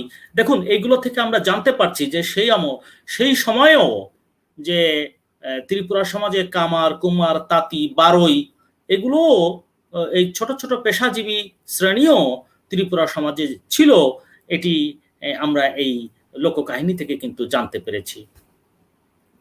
কামির ওয়াজা, চন্তাই বা পুরোহিত, অচায়ের দুই কন্যা রায়বতী ও সুমতি, গোসাইন রাজা, উজির, লালমতির বন্ধু বান্ধবী, রাজা, বাদশাহ, মহাজন, সওদাগর, পাড়ার নারায়ণ, খিজা, হাচুকফা, বজফা, ঢেড্রাবাদক, মহারাজা, লাঙ্গুই রাজা, সালফা বখরক, সেনাপতি, রায়বতীর নানি, মাসি, পিসি, বান্ধবী, কামির ওয়াজা, উজিরের কন্যা লক্ষ্মী ও পুত্র গান্ধেরব, অচায়ের কন্যা সামাতি, সামাতির বান্ধবী, অচায়ের কন্যা লুঙ্গিনী ও পুঙ্গিনী, ভগ্নিপতি হাদুকমিনী, দরবাসিং নারায়ণ, একদল বাঙালি ব্রাহ্মণ, মহাজন কুসুম। খুবই গুরুত্বপূর্ণ একটা বিষয় এখানে ইস্যু আছে, সেটা হচ্ছে ত্রিপুরাদের সঙ্গে বাঙালির যে একটি প্রাচীন সম্পর্ক ছিল, এবং বর্তমানে যে ত্রিপুরা জনজাতি সনাতন ধর্মাবলম্বী এবং তাদের সঙ্গে যে সনাতন ধর্মের ব্রাহ্মণদের সঙ্গে যে ওঠা বসা আছে, এই ঘনিষ্ঠতাও প্রাচীন কাল থেকে লক্ষ্য করা যায়, এবং এই লোককাহিনীর মধ্যে সেই বিষয়গুলো কিন্তু স্থান পেয়েছে। এটি একটি গুরুত্বপূর্ণ বিষয়। কিছু জাতিগোষ্ঠী ও পেশাজীবী শ্রেণী পাওয়া যায়, যেমন মগ, ত্রিপুরা, লুসাই জাতি। আর পেশাজীবী শ্রেণী পাওয়া যায় কামার, কুমার, তাঁতি, বারোই, অচাই, রোয়াজা, মাঝি, ভিক্ষুক, বীণাবাদক। তাহলে তখনও ভিক্ষা পেশাটাও ছিল। আমরা কিছু খাদ্যদ্রব্যের নাম পাই, পান, সুপারি, দাবা বা হুক্কা, কাঁথারক পূজায় চন্তাই বা অচায়ের সম্মানী হিসেবে মদ, তামাক, চাউল, বিন্নি চাউল, ভাত, বিন্নি চাউলের পিঠা। এই বিন্নি চাউল আমি ত্রিপুরা সমাজে রাঙামাটিতে গিয়ে দেখেছি, তাদের কাছে মানে খুবই আদরণীয় এবং মুখরোচক একটি খাবার হচ্ছে বিন্নি চাউলের পিঠা, বিন্নি চাউলের ভাত। এখনো সেই ঐতিহ্য আছে। তরি তরকারি, ধান, তিল, শাকসবজি, জুম ফসল, শুকর, মোরগ, মুরগির মাংস প্রভৃতি। পোশাক পরিচ্ছদ, বক্ষবন্ধনী, রিছা, ব্লাউজ, বক্ষবন্ধনী, কাপড় চোপড়, সাদা গামছা, তুলা দ্বারা কোষণ তাতে বোনা নিজেদের কাপড়। এটা উল্লেখ করতেই হয়, এটি খুবই গুরুত্বপূর্ণ। এখনো ত্রিপুরা সমাজে নিজেদের কাপড় নিজেরা নিজেদের তাতে তৈরি করে থাকে। তারা জুমে তুলা উৎপাদন করে এবং তা থেকে নিজেদের কাপড় তৈরি করে। এবং আমরা আজকেও এই প্রোগ্রামের শুরুতে দেখেছি রিনাই ও রিসার ছবি এখানে দেওয়া আছে, যা তাদের নিজেদের হাতেই বোনা। এটি তাদের একটি প্রাচীন ঐতিহ্য এবং এটি গর্ব অহংকারেরও বিষয়। চরকায় সুতা কেটে মাথার পাগড়ি তৈরি করা, সাদা গামছা তৈরি করা, বেতের পাখা ইত্যাদি। অলংকার আছে, স্বর্ণের আংটি, চুড়ি, হাতের চুড়ি, আংটি, কানের দুল। তাহলে প্রাচীন কালেও নারীরা এগুলো ব্যবহার করত। গৃহ আছে, মাচাংঘরের সিঁড়ি, বারান্দা, ঢেকি ঘর, নতুন ত্রিপুরা গ্রামপত্তন। এবং ত্রিপুরারা কিভাবে নতুন নতুন গ্রাম তৈরি করত, এই লোককাহিনীর মধ্যেও সেই লক্ষণ আছে। নতুন গ্রাম কিভাবে তৈরি হচ্ছে, এটিও কিন্তু মানে খুবই ঐতিহাসিক দিক থেকে গুরুত্বপূর্ণ একটি বিষয়। আমরা বৃক্ষ, ফুল, ফলেরও নাম পাই, কাঁঠাল গাছ, বাঁশ, নারকেল, বটবৃক্ষ, ফুল, ভ্রমর, কলাপাতা, দুর্বা ঘাস, গাছের কচি পাতা, দেবতার গাছে ফোটা দেবতার ফুল, সাদা রঙের ছড়ায় দেবতার সুগন্ধি ফুলে আত্মহারা হয়ে যাওয়া ইত্যাদি। কিছু স্থান নাম ও যোগাযোগ ব্যবস্থারও পরিচয় পাওয়া যায়। ত্রিপুরা গ্রাম, কামির ওয়াজার গ্রাম, লুসাইদের 12টি থানা, যা সুমন্ত নামক একটি বীর চরিত্র জয় করেছিল। লুসাই রাজ্যে থেকে এই থানাগুলো জয় করেছিল। সুউচ্চ লুসাই পাহাড় বা জাম্পুই তালাং, লুসাই পর্বত পেরিয়ে লুসাই রাজধানী, মেঘনা নদীর পাড়ে বাঙালিদের গ্রাম। দেখুন ত্রিপুরাদের সঙ্গে যে বাঙালিদের একটি মিক্সিং ছিল মেঘনা নদীর পাড়ে, সেটিও কিন্তু আমরা এই লোককাহিনী থেকে জানতে পেরেছি। ত্রিপুরা নতুন গ্রাম, দারিংপাড়া, হাতির পিঠে যুদ্ধ রসদ যাত্রা, বাঁশের চালি, নৌকা। তার মানে এগুলো তখন ব্যবহার হতো। বন জঙ্গলের পথ, পাহাড়ি পথ, সমতল ভূমির পথ প্রভৃতি। কিছু বাদ্যযন্ত্রের নাম পাওয়া যায়, এর মধ্যে পাড়ায় পাড়ায়, ঘরে ঘরে ঢেকির শব্দ। তার মানে বাঙালি সমাজেও ঢেকি যেরকম একটি বহুল ব্যবহৃত লোকপ্রযুক্তি ঠিক তেমনি ত্রিপুরা সমাজেও ছিল, এটা আমরা অনায়াসেই জানতে পারি। গামারি গাছের বীণা, ঢাক, ঢোল, রণবাদ্য, যুদ্ধের দামামা, কিছু অস্ত্রশস্ত্রর নামও পাওয়া যায়, রণবাদ্য, কামান, কামানের গুলি, সিংহাধ্বনি। কারণ আমরা জানি ত্রিপুরা রাজারা দীর্ঘকাল শাসন করেছেন, ত্রিপুরা মহারাজারা এই সমস্ত অস্ত্রশস্ত্র ব্যবহার করে থাকবেন, এটি স্বাভাবিক। কামানের গুলি এবং সেগুলো লোককাহিনীতেও স্থান পেয়েছে। সিংহাধ্বনি, হুইসেল, হাতির পিঠে যুদ্ধরসদ, যুদ্ধের দামামা, তীর, ধনুক, বল্লম, খড়গ, অসি যুদ্ধ, মন্ত্রশক্তির কৌশল, মল্লযুদ্ধ, এই যে মল্লযুদ্ধের যে পরিচয়, ঢাক, ঢোল, মন ওজনের অসি, দা প্রভৃতি। আমরা কিছু ধর্মীয় শব্দ, ধর্মকেন্দ্রিক বিষয় খুঁজে পাই, যেমন মন্দির ও দেবতা, জলধাত্রী দেবী গঙ্গা মা। আমরা সনাতন মূলত ত্রিপুরারা প্রকৃতি পূজারী, কিন্তু পরবর্তীতে ত্রিপুরা যে সনাতন ধর্মাবলম্বী হয় এবং তারা যে দেবদেবীকে অনুসরণ করে সেগুলোর পরিচয় আমরা এখানে পাচ্ছি। জলধাত্রী গঙ্গা দেবী মা, দুর্গা মা, মহাশ্মশানের সিদ্ধিলাভ, কালী দেবীর সাধনা, মায়ের পূজা। এই মা বলতে হচ্ছে দুর্গা মা। লুসাই সেনাপতি সালফাকে পরাজিত করতে ত্রিপুরা গোসাইন রাজার সেনাপতি বংশীদর্প নারায়ণ কর্তৃক দেবী দুর্গার আরাধনা, বিপদ হতে রক্ষা পেতে 14 দেবতার উদ্দেশ্যে মানত করা। তাহলে এই মানত করার বিষয়টা প্রাচীন কালেও ছিল, এখনো আছে সমাজে। পাথরের মূর্তি, সুকুন্দ্রাই ও বুকুন্দ্রাই দেবতার পূজা, মরা বাঘের দাঁত, মরা হাতির দাঁত, মরা সাপের মাথা জীবন্ত হয়ে গান্ধেরব ও সামাতিকে মেরে ফেলেছিল, এই বিষয়গুলো আমরা জানতে পারি। অলৌকিক শক্তির মন্ত্র জপ আছে, মন্ত্র পড়া পানি খেয়ে লোহার মতো শক্ত যে কোনো জীবী পরেই আবার নরম হয়ে যেতে পারে। আমরা কিছু বিদ্যায়তনের পরিচয় পাওয়া যায়। দেখুন, লেখাপড়া, ত্রিপুরাদের লেখাপড়া কেমন ছিল বা কোথায় হতো তার একটা পরিচয় পাওয়া যায়। যেমন মহাশ্মশানের সন্ন্যাসীর আশ্রমে সিদ্ধিলাভ। প্রাতিষ্ঠানিক ভাবে শিক্ষা প্রতিষ্ঠান না থাকলেও আমরা এই ধরনের বিদ্যায়তন বা প্রশিক্ষণের জায়গা নাম খুঁজে পাই। দেবী কালীর সাধনা, দেবী দুর্গার আরাধনা, মন্ত্রশক্তির কৌশল, মল্লযুদ্ধ কৌশল, এগুলার পরিচয় পাওয়া যায়। তার মানে ত্রিপুরারা যে বীরের জাতি তার কিন্তু একটা নমুনা আমরা এখান থেকে খুঁজে পাই। প্রসাধন সামগ্রী, সোনার আংটি, কোসম তাতে বোনা বিশেষ কাপড়, তিল বিক্রি করে অলংকার পত্র ক্রয় ইত্যাদি। নদী, পাহাড়, ঝর্ণা, ছড়া, দিঘি, হ্রদ, নালা, বন, জঙ্গল, ছড়াই, স্নান, পানির কুয়া, সমতল ভূমি, বন, জঙ্গল, নদী, সমুদ্রের পাড়ে বালুচর, নদীতে নৌকা, পাহাড়, পর্বত, নদী, নালা, গঙ্গা নদী, ডুম্বুর জলপ্রপাত, মেঘনা নদী, বালি, এগুলোর পরিচয় পাই।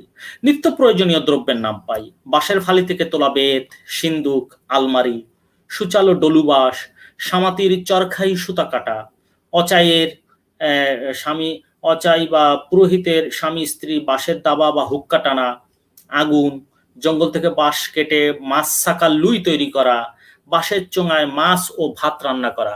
এখনো ত্রিপুরা সমাজে আমি নিজেও খেয়েছি যে বাঁশের চোঙায় মাছ ও ভাত রান্না বা মুরগির মাংস রান্না করা, হ্যাঁ, একটি একটি সুস্বাদু খাবার যা আমরা লোক কাহিনীর মধ্যেও খুঁজে পাই। গৃহপালিত বন্য জন্তু, জানোয়ারের, মাছ, পাখি, যেমন লাল ডোরাকাটা, দাগযুক্ত নাবালং মাছ, শুকর পালা, ভোমর, ময়না পাখি, সারস, বাবুই, সুপারি ও লিচু গাছ, তোতা পাখি, ছাগল, হাতি, দুর্গা দেবীর গোসাপ ধারণ, তাকবুলুই পাখি, হরিণ, কাক, চিল, শ্রীগাল, ডাঁশপোকা, শ্বেতহস্তি, মোরগ, মুরগি, পাঠা, সাদা পাঠা, গয়াল, গরু, মহিষ, ঘোড়া, ঘোড়া চড়ার পাহাড়, রাজহাঁসের ডাক, মাছ সাকার লুই, ইসা মাছ, সাদা মোরগ মুরগি, জোক প্রভৃতি। ব্যবসা বাণিজ্য কেন্দ্রেরও নাম পাওয়া যায় এই লোককাহিনীতে। এটি আমাকে অনেক ভাবিয়েছে বিষয়টি। যেমন বিবিরহাট, কাজিরহাট, নারায়ণহাটি, কাজিরহাটি, বিরিহাটি বাজার, এগুলোর নামও লোককাহিনীতে পাওয়া গেছে। খেলাধুলার নামও পাওয়া গেছে। লোকখেলা, বালি ও ভাঙা কলসের টুকরা নিয়ে খেলা, এগুলো ত্রিপুরা জাতীয় খেলেছে। আমি নিজেও ছোটবেলায় খেলেছি, যে বালি নিয়ে খেলা বা ভাঙা কলসের টুকরা দিয়ে খেলা। এই খেলাগুলো এখনো গ্রাম অঞ্চলে খুঁজলে খুঁজে পাওয়া যায়। কাঁঠালের মুছি দিয়ে নানা রকম খেলা ইত্যাদি। উপর্যুক্ত উপাদানগুলো ত্রিপুরা রূপকথা এবং লোককাহিনী ও কিংবদন্তি গ্রন্থে নানাভাবে ছড়িয়ে ছিটিয়ে রয়েছে। মূলত এসব উপাদান যেমন মূল কাহিনী তৈরিতে সহায়ক হয়েছে, তেমনি কাহিনীগুলোর শাখা প্রশাখা সৃষ্টিতে তা বিশেষভাবে ভূমিকা রেখেছে। এবার আমরা আসি ত্রিপুরা জনজাতির রূপকথায় জীবন চর্চা কিভাবে খুঁজে পাওয়া যায়, তাদের জীবন কিভাবে আমরা এর মধ্যে খুঁজে পেয়েছি বা খুঁজে পাওয়া যেতে পারে। খুব সংক্ষিপ্ত পরিসরে আমি বলছি।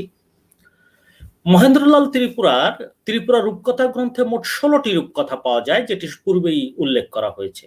গল্পগুলোতে ত্রিপুরাদের পাহাড়ি জীবনের বিষয় খুঁজে পাওয়া যায়। প্রথমত, প্রত্যক্ষভাবে 10টি রূপকথায় ত্রিপুরা জনজাতির প্রধান পেশা কৃষিভিত্তিক জুম জীবন বর্ণনা করা হয়েছে। দ্বিতীয়ত, ত্রিপুরাদের রূপকথা ভিত্তিক সামাজিক সাংস্কৃতিক জীবন প্রসঙ্গ এসেছে জংফা গল্প বাদে বাকি 15টি গল্পে। তৃতীয়ত, ত্রিপুরা জনজাতির নারী পুরুষের প্রকৃতি বিষয় খুঁজে পাওয়া যায় 12টি রূপকথায়। চতুর্থত, রূপকথার গুলোর গঠন, শব্দ, ভাষা, ছড়া, পদ্য, সঙ্গীত, শিল্পরূপ প্রভৃতি এসব গল্পে স্থান পেয়েছে।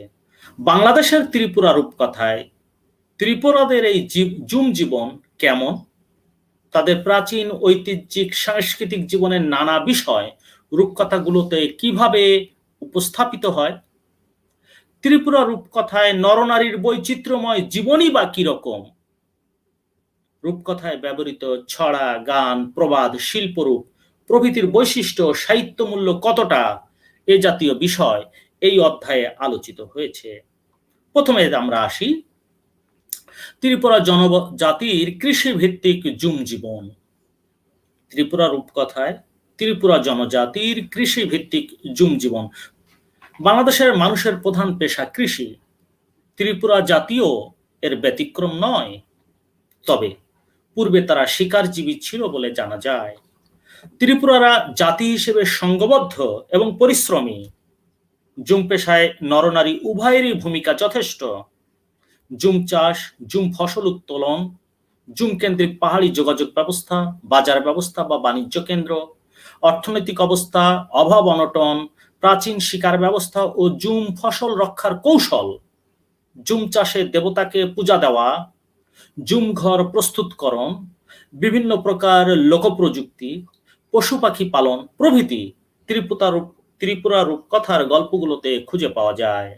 পাশাপাশি এখানে স্থান পেয়েছে জুম কেন্দ্রিক বাস্তু সংস্থান, পারিবারিক বন্ধন, অন্যান্য পেশাজীবী শ্রেণীর পরিচয়। প্রাচীনকালে ত্রিপুরাদের পেশাগত কোনো বৈচিত্র্য ছিল না। পূর্বের ন্যায় এখনো গ্রামাঞ্চলের ত্রিপুরা পরিবারগুলোর অধিকাংশই জুম কৃষি ও প্রাকৃতিক সম্পদের উপরে নির্ভরশীল এবং এর হার 59%। আমি প্রথমেই মথুরা বিকাশ ত্রিপুরার একটি বইয়ের নাম বলেছিলাম, সেই বইয়ে এই কথাগুলো আছে, এই তাদের শতকরা হারটি। সেই বইয়ের থেকেই আমি মানে সর্বশেষ তথ্য সেখান থেকে নিয়েছি। সেই শতকরা হার হচ্ছে জুম কৃষির উপরে জড়িত 59%, এর মধ্যে 15% অকৃষি দিনমজুর, 10% সমতল কৃষি, 8% প্রাকৃতিক সম্পদ আহরণ এবং কিছু অংশ ব্যবসা ও গৃহকর্মী হিসেবে নিযুক্ত রয়েছে এই ত্রিপুরা সমাজের মানুষ।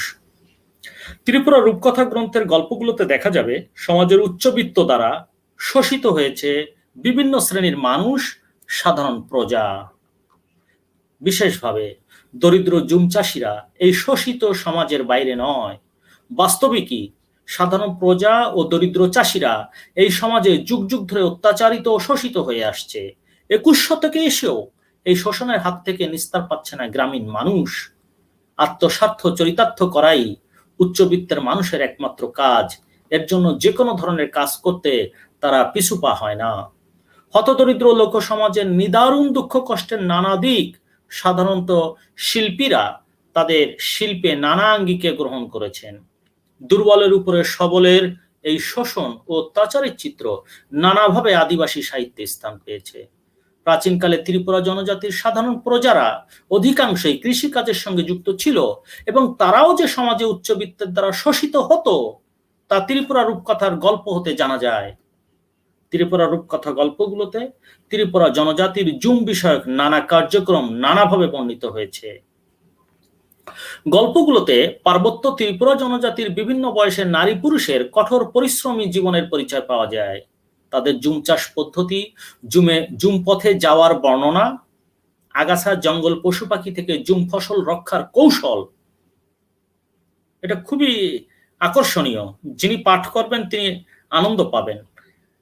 জুম ফসল রক্ষার কৌশল, ভালো ফসল পেতে বিভিন্ন দেবতাকে পূজা দেওয়া, জুম ক্ষেতের মনোরম প্রাকৃতিক দৃশ্য, প্রধান ফসল ধান সহ নানা প্রকার উৎপাদিত ফসল, শ্রেণী বৈষম্য, পাহাড়ি ছড়ায় মাছ ও কাঁকড়া ধরার কৌশল প্রভৃতি লক্ষ্য করা যায়।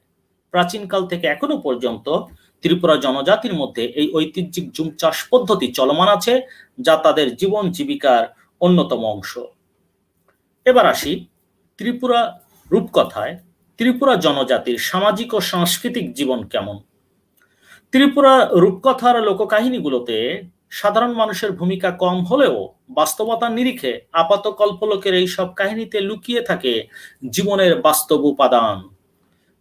প্রাচীনকাল থেকে শ্রেণী বিভক্ত সমাজের অজস্র সংকেত চিহ্ন বহন করে চলেছে এসব কাহিনী। প্রাচীন রূপকথার কাহিনীগুলো এর ব্যতিক্রম নয়।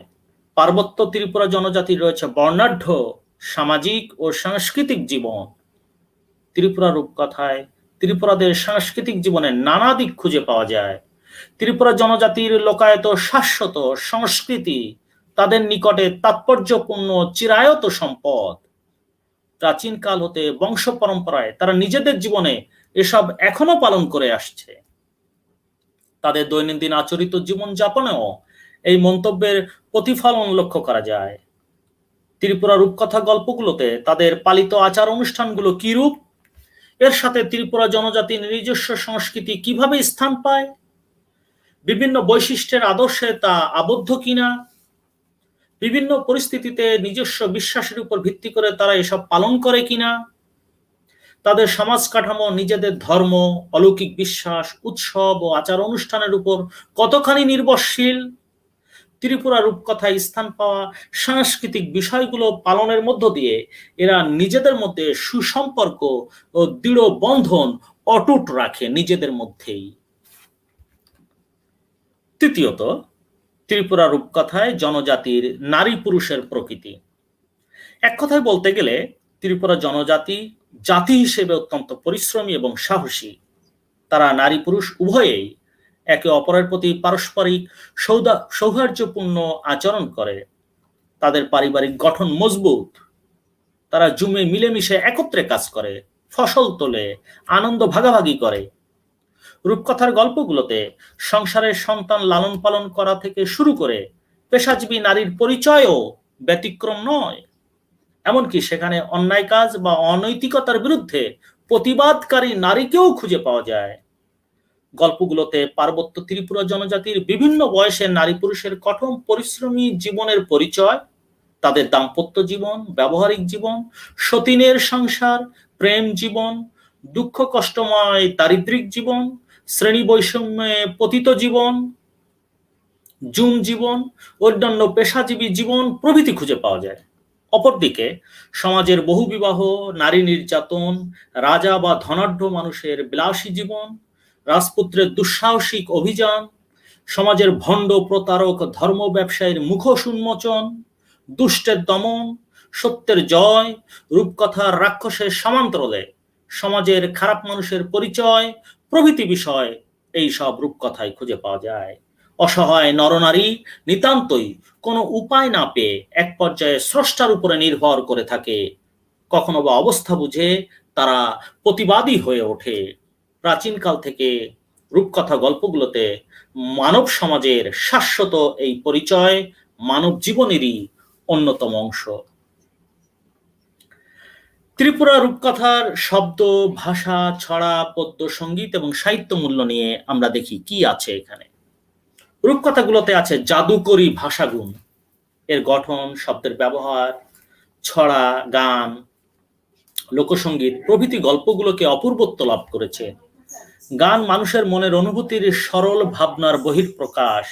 নিরক্ষর মানুষের হৃদয়ই এর উৎসস্থল। রূপকথার কাহিনীগুলোতে আছে লেখকের বাচনভঙ্গি দক্ষতা, গল্প বলার স্টাইল বা ঢং। গল্পগুলোর ভাষা ও বিভিন্ন চরিত্রের সংলাপ মৌলিকতা লাভ করেছে এমনটা ধারণা করা যায়। রূপকথার ভাষায় পাহাড়ি পার্বত্য পরিবেশ যথাযথভাবে স্থান পেয়েছে। রূপকথার গানের কথায় শোষণের চিত্র স্পষ্টভাবে পাওয়া যায়। শোষক ও শোষিতের বিষয় এখানে মুখ্য। এ কেবল গ্রাম বাংলার নারী পুরুষের অভিব্যক্তিতেই সীমাবদ্ধ থাকেনি, তা সূক্ষ্ম পর্যবেক্ষণ শক্তি, সমাজ চেতনা তথা অন্যায়ের বিরুদ্ধে যুদ্ধ ঘোষণায় নিপীড়িত নারী সমাজের বলিষ্ঠ হাতিয়ার হয়ে উঠেছে এবং যা পুরুষ শাসিত সমাজে এক বৈশ্বিক প্রতিবাদের রূপ। এমন দুই একটি উদাহরণ দেখা যাক। যেমন মৃত্যুর হাত থেকে বেঁচে যাওয়া সামাতির ছোট বোন লামাতি নাগুই পাখিদের সাথে আকাশে উড়ে যাওয়া তার বোনের খোঁজ জানতে চাইলে নাগুই পাখিরা জবাবে বলে, দেখুন পাখিরাও কথা বলে, পাখি কথা বলছে মানুষের মতো। প্রাচীন যুগের মানুষ আর নারী পশু পাখি সহাবস্থান করত এবং তাদের ধারণা ছিল যে তারা সবাই স্রষ্টার সৃষ্টি এবং সবাই সমান অংশীদার, সবাই সমান গুরুত্বপূর্ণ। পাখিরাও সেখানে কথা বলে, তাদের মনোজগতে এভাবে তৈরি হয়ে গেছে। বর্তমানে জীববিজ্ঞানীদেরও কিন্তু অনেক কিছুই বলেন। আমরা জানি গাছেরও জীবন আছে, এগুলো বিজ্ঞানীদের আবিষ্কার। প্রাচীন মানুষও এরকম ধারণা করত। আমরা গাছেদের কথা বলাও এই লোককাহিনীতে খুঁজে পেয়েছি, রূপকথাতে খুঁজে পেয়েছি। পাখি কথা বলে। আমরা অনেক বইই কিন্তু সুখ পাখির পরিচয় পেয়ে থাকি আধুনিক কালের। যাই হোক, আমরা দেখতে পাই নাগুই পাখিরা সেই জবাবে বলছে, হ্যাঁ, ছোট বোন লামাতি তার বড় বোন সামাতির খোঁজ জানতে চাচ্ছে।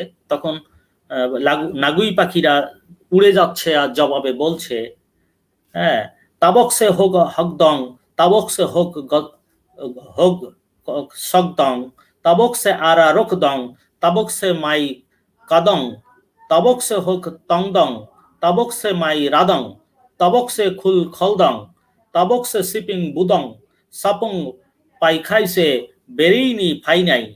অর্থাৎ এর বাংলা ভাবার্থ হচ্ছে, সবেমাত্র জুম কাটছে, সবেমাত্র জুম পুড়ছে, সবেমাত্র আগাছা পরিষ্কার করছে, সবে ধান বুনছে, সবেমাত্র আগাছা পরিষ্কার করছে, সবেমাত্র সুতা তুলছে, সবেমাত্র তিল মারছে, সব কাজ শেষ হলে সে বাড়িতে ফিরবে। চেতুয়াং গল্পে কুফুতি একটি যুবতী মেয়ে, তার জীবনের মর্মকথা, পাপপূর্ণ এই পৃথিবী ছেড়ে চলে যাওয়ার দুঃখ কথা সে ছড়া কেটে ত্রিপুরা ভাষায় চেতুয়াং গাছের কাছে প্রার্থনা করে বলছে, যা বলেছে আমি ত্রিপুরা ভাষায় বলেছে, আমি বাংলা তার ভাবার্থ বলছি। হে চেতুয়াং গাছ, নির্যাতিত একজন নারী, যুবতী নারী, সে গাছের কাছে প্রার্থনা করছে, সাহায্য চাচ্ছে। হে চেতুয়াং গাছ, তুমি তাড়াতাড়ি বড় হয়ে ওঠো এবং লম্বা হও। আমার আপন বড় ভাইকে আমার সাথে বিয়ের প্রস্তাব দেওয়া হয়েছে। তুমি তাড়াতাড়ি বড় হও এবং লম্বা হয়ে ওঠো। অর্থাৎ ওই গাছ বেয়ে সে স্বর্গে চলে যাবে। তার বড় ভাই তাকে বিয়ে করতে চেয়েছিল। এই অসামাজিক কার্যকলাপ থেকে নিজেকে রক্ষার জন্যে, সমাজে শুদ্ধ রাখার জন্যে, সমাজে এই অসামাজিক কাজটি যাতে না ঘটে, এই জন্য সে চেতুয়াং গাছের কাছে আশ্রয় প্রার্থনা করেছে এবং সেই গাছ লম্বা হলে সেই গাছ বেয়ে সে স্বর্গে চলে যাবে। যাই হোক, ত্রিপুরা রূপকথায় ত্রিপুরা জনজাতির জীবন নানাভাবে প্রতিফলিত হয়েছে। প্রাচীন কাল থেকে এখনো পর্যন্ত পরিশ্রমী ত্রিপুরা জনজাতির কাছে ঐতিহ্যিক জুম চাষ তাদের জীবন জীবিকার অন্যতম অংশ। ত্রিপুরা রূপকথায় ত্রিপুরাদের শুধু প্রাচীন সামাজিক ও সাংস্কৃতিক জীবনই নয়, আধুনিক কালের জীবনের নানা বিষয়েও সেখানে স্থান পায়। বিশেষভাবে রূপকথা গল্পগুলোতে তাদের প্রাচীন সামাজিক গঠন, মানুষ এবং পশু পাখির সহাবস্থান, একে অন্যের প্রতি নির্ভরশীলতা ও পারস্পরিক কথোপকথন, শ্রেণী বৈষম্য, দারিদ্র্যের কষাঘাত, নারী পুরুষের সাংসারিক নানা বিষয়, দুষ্টু লোকের শাস্তি প্রাপ্তি, সত্যের জয়, ত্রিপুরাদের বিভিন্ন উৎসব, তাদের বিভিন্ন দেবদেবী, ধর্ম সংস্কৃতি, আচার, সৃষ্টিকর্তার প্রতি বিশ্বাস প্রভৃতি প্রায় সমানভাবে গ্রহণযোগ্যতা পেয়েছে। একটু খেয়াল করলে দেখা যাবে এসবের সঙ্গে জাতীয়তাবাদী মানসিকতার একটি যোগসূত্র আছে। এসব কোনো কিছুই মানব জীবন ও সমাজের বাইরের বিষয় নয়, এমনটা ভেবে নিলে রূপকথাগুলোর মর্মার্থ খুঁজে পাওয়া যায়। আমরা এবার পঞ্চম অধ্যায়ে যেটা রেখেছিলাম, ত্রিপুরা জনজাতির লোককাহিনী ও কিংবদন্তিতে জীবন চর্চা। এতক্ষণ আমরা রূপকথাতে কিভাবে পাওয়া গেছে সেটা জানিয়েছি। এখন জানবো লোককাহিনী ও কিংবদন্তিতে কিভাবে পাওয়া যায় তাদের জীবন। ত্রিপুরা লোককাহিনী ও কিংবদন্তি গ্রন্থের ভূমিকাতেই লেখক পার্বত্য চট্টগ্রামের প্রাকৃতিক নৈসর্গিক সৌন্দর্যের পাশাপাশি ত্রিপদের নিজ ভাষায় লোকমুখে প্রচলিত বিভিন্ন কাহিনী সম্পর্কে বক্তব্য উপস্থাপন করেছেন। বলা বাহুল্য, লোককাহিনীর উদ্ভব ও ক্রমবিকাশ শিশু মনের চাহিদা অনুযায়ী সৃষ্টি হলেও এসব কাহিনীর মধ্যে যেসব চরিত্র পাওয়া যায় তা কাহিনীর মূল ঘটনাকে এগিয়ে নিয়ে যায়। এর সঙ্গে আরো যেসব আনুষঙ্গিক বিষয় মূল ঘটনা প্রবাহের সঙ্গে মিলেমিশে একাকার হয়ে যায় তা হলো পশু পাখি, কথা বলা পশু পাখি, গাছ, জাদুমন্ত্র, অলৌকিক ঘটনা, বিভিন্ন দেবতা প্রভৃতি। এসব কাহিনীতে বাস্তবতার ছোঁয়া না থাকলেও কল্পলোকের ভাবরসে অবাস্তবতার আবর্তে কাহিনীগুলো ঘুরতে থাকে। কাহিনীর শেষে দেখা যায় নানা দুঃখ কষ্টের মধ্য দিয়ে রাজা রানী কিংবা রাজপুত্র রাজকন্যা সম্ভাব্য সুখের সন্ধান পান। এই সম্ভাব্য সুখের সন্ধান যে পান, এটা হচ্ছে মানুষ শান্তিকামী মানুষ। পৃথিবীর বিশ্ব মানুষ যে মানবিক মানুষ, মানবতার পূজারী, মানবতায় উজ্জীবিত মানুষ, মানুষ অর্থই যে মানবতা, এই বিষয়গুলো গল্পের শেষে কিন্তু খুঁজে পাওয়া যায়। কাহিনীগুলোতে ত্রিপুরাদের পাহাড়ি জীবনের সামগ্রিক বিষয় খুঁজে পাওয়া যায়। প্রথমত পুন্দা তান্নাই লোককাহিনীতে প্রত্যক্ষভাবে পরিশ্রমী ত্রিপুরা জনজাতির প্রধান পেশা কৃষিভিত্তিক জুম জীবন বর্ণিত হয়েছে। সেখানে আরো যেসব বিষয় পাওয়া যায় তা হলো ত্রিপুরাদের সামাজিক ও সাংস্কৃতিক পরিচয়, ধর্ম সংস্কৃতি, ক্ষুদ্র পেশাজীবীর পরিচয়, লোককাহিনী, অলৌকিক কাহিনী, ত্রিপুরা নরনারী শ্রমজীবন, প্রেম জীবন, এক নারীকে অধিকারে আনতে দুই পুরুষের প্রতিযোগিতা যা এখনো আছে, নারী নির্যাতন, প্রতিবাদী নারীর পরিচয়, ত্রিপুরা রীতিতে সম্পত্তির উত্তরাধিকার খুব গুরুত্বপূর্ণ। ত্রিপুরা রীতিতে সম্পত্তির নারীর মানে ত্রিপুরা রীতিতে সম্পত্তির উত্তরাধিকার, নারী সম্পত্তি পাবে কিনা, দেখুন এটা একটা খুব গুরুত্বপূর্ণ একটা বিষয়। এটিও কিন্তু লোককাহিনী থেকে আমরা খুঁজে পাই। তখনও নারীদেরকে অধিকার দেওয়া হয়েছিল, কম হোক কিন্তু তাও অধিকার দেওয়া হয়েছিল। সেই ইতিহাস কিন্তু আমরা এখান থেকে জানতে পারি, যেটা এখনো প্রচলিত আছে ত্রিপুরা সমাজে। দ্বিতীয়ত, কুচুক হাসিকাম কামানি এই কাহিনীতে পাওয়া যায় লুসাই রাজার অত্যাচার থেকে সুরক্ষা পেতে, আমি আবার বলছি, লুসাই রাজার অত্যাচার থেকে সুরক্ষা পেতে ত্রিপুরা সৈন্যের কৌশল ও যুদ্ধ অভিযান, যুদ্ধে জয়লাভ ও রাজ্যাভিষেক, সামাজিক ও সাংস্কৃতিক বিষয়, দুর্গা দেবীর আরাধনা, নারীর প্রতিপ্রেম ও সন্তান কামনা, তকবুলি পাখির ভূমিকা, ওড়া ও ডাকা, মানুষের মন্ত্র বলে অলৌকিক রূপ ধারণ প্রভৃতি বিষয় কিন্তু এখান থেকে আমরা জানতে পারি। তৃতীয়ত, হায়া বিদাসী থামানি এই লোককাহিনীতে আছে ত্রিপুরা জনজাতির জুম চাষ, পরিশ্রমী নারীর জুম চাষ ও মনোবেদনা, নতুন গ্রাম পত্তন, যুবক যুবতীর প্রেম, মাতৃস্নেহ, উজিরের চারিত্রিক বিষয়, ত্রিপুরা বিবাহ পদ্ধতি, দেবতার নামে মানত প্রভৃতি, এগুলো কিন্তু এখনো বর্তমানে ত্রিপুরা সমাজে প্রচলিত আছে। চতুর্থত, খুম কামানি এই লোককাহিনীর এটি একটি কিংবদন্তিমূলক গল্প। এতে আছে যুবক যুবতীর প্রেম ও প্রেমে বাধা, অলৌকিক ফুলের কার্যকরণ, সুকুন্দ্রাই ও বুকুন্দ্রাই দেবতার পূজা, দেবতার অলৌকিক শক্তি প্রভৃতি। এছাড়াও কাহিনীগুলোতে আছে শব্দ, ভাষা, ছড়া, পদ্য, সঙ্গীত, শিল্পরূপ প্রভৃতির বিশিষ্ট ব্যবহার। মোটা দাগে কাহিনীগুলোর বিষয়বস্তুকে 4 ভাগে ভাগ করা যেতে পারে। 1, ত্রিপুরা জনজাতির জুম চাষ। 2, সামাজিক ও সাংস্কৃতিক পরিচয়। 3, যুদ্ধ বিগ্রহ ও নরনারীর প্রেম। 4, প্রাচীন ধর্ম সংস্কৃতি, অলৌকিক কাহিনী। বাংলাদেশের ত্রিপুরা লোককাহিনী ও কিংবদন্তিতে ত্রিপুরাদের এই জুম জীবন কেমন, তাদের ঐতিহাসিক যুদ্ধ বিগ্রহের কারণ ও এর ফল কি, ত্রিপুরা নরনারীর প্রেম ও পারিবারিক জীবন প্রবাহ কেমন, তাদের প্রাচীন ঐতিহ্যিক ধর্ম সংস্কৃতির আচার বৈশিষ্ট্য কিরূপ, লোককাহিনী ও কিংবদন্তিতে ব্যবহৃত ছড়া, গান, প্রবাদ, শিল্পরূপ প্রভৃতির বৈশিষ্ট্য, সাহিত্য মূল্য প্রভৃতি এই জাতীয় বিষয় একে একে এই গ্রন্থের মধ্যে খুঁজে পাওয়ার চেষ্টা করা হয়েছে। প্রথমেই আমরা আসি ত্রিপুরা জনজাতির কৃষিভিত্তিক জুম জীবন, অর্থাৎ ত্রিপুরা লোককাহিনী ও কিংবদন্তি গ্রন্থে এই লোককাহিনীগুলোর মধ্যে ত্রিপুরাদের কৃষিভিত্তিক জুম জীবন কিভাবে আছে খুব সংক্ষিপ্ত পরিসরে আমরা জানতে পারি বা জানার চেষ্টা করি। সংঘবদ্ধ এবং পরিশ্রমী ত্রিপুরা জাতি পূর্বে শিকার করে জীবন ধারণ করলেও মূলত তারা কৃষিজীবী। পাহাড়ি জুম পেশায় নরনারী উভয়েরই ভূমিকা আছে। জুম চাষ, জুম ফসল উত্তোলন, জুম ফসল রক্ষার কৌশল, জুম চাষে দেবতাকে পূজা দেওয়া প্রভৃতি জুম কেন্দ্রিক পাহাড়ি জীবন ব্যবস্থা কাহিনীগুলোতে পাওয়া যায়। বলে রাখা ভালো, বর্তমানকালে ত্রিপুরা সমাজেও একই বিষয় প্রচলিত আছে, যা প্রাচীনকাল থেকেই শুরু হয়েছে, এখনো চলমান আছে। পাশাপাশি অন্যান্য পেশাজীবী শ্রেণীর পরিচয় এখানে মেলে। প্রাচীনকালে যে ত্রিপুরা জনজাতির অধিকাংশই কৃষিকাজের সঙ্গে যুক্ত ছিল, তা ত্রিপুরা লোককাহিনী ও কিংবদন্তির দুইটি কাহিনী হতে জানা যায়। পুন্দা তান্নায় এই গল্পের কাহিনী থেকে জানা যায় পরিশ্রমী এক ত্রিপুরা নারী জুমের ফসল রক্ষার কার্যাবলী এবং তা করতে গিয়ে এই নারী কিভাবে বারবার ব্যর্থ হচ্ছে জুম ফসল রক্ষা করতে গিয়ে, সেই চিত্র আমাদের সামনে ভেসে ওঠে। বিশেষ করে সেখানে জুম ফসল রক্ষায় পাখি মারতে যে গুলতি ও মাটির তৈরি গুলির লোকপ্রযুক্তিগত কৌশল ব্যবহারের উল্লেখ আছে, তা প্রাচীন একটি রীতি। উইয়ের ঢিবির মাটি দিয়ে যে গুলি বানানো হয় তা আগুনে পোড়ানো হয় এবং তা গুলতি দিয়ে পাখির গায়ে মেরে পাখি তাড়ানো হয় জুম ফসল রক্ষার জন্য। এটি একটি প্রাচীন রীতি এবং ত্রিপুরা সমাজে এখনো প্রচলিত আছে।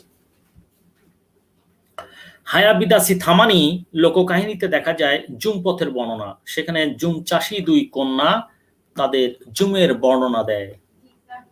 নেক্সট আমরা আসি ত্রিপুরা লোককাহিনী ও কিংবদন্তিতে ত্রিপুরা জনজাতির সামাজিক সাংস্কৃতিক জীবন ও রণকৌশল।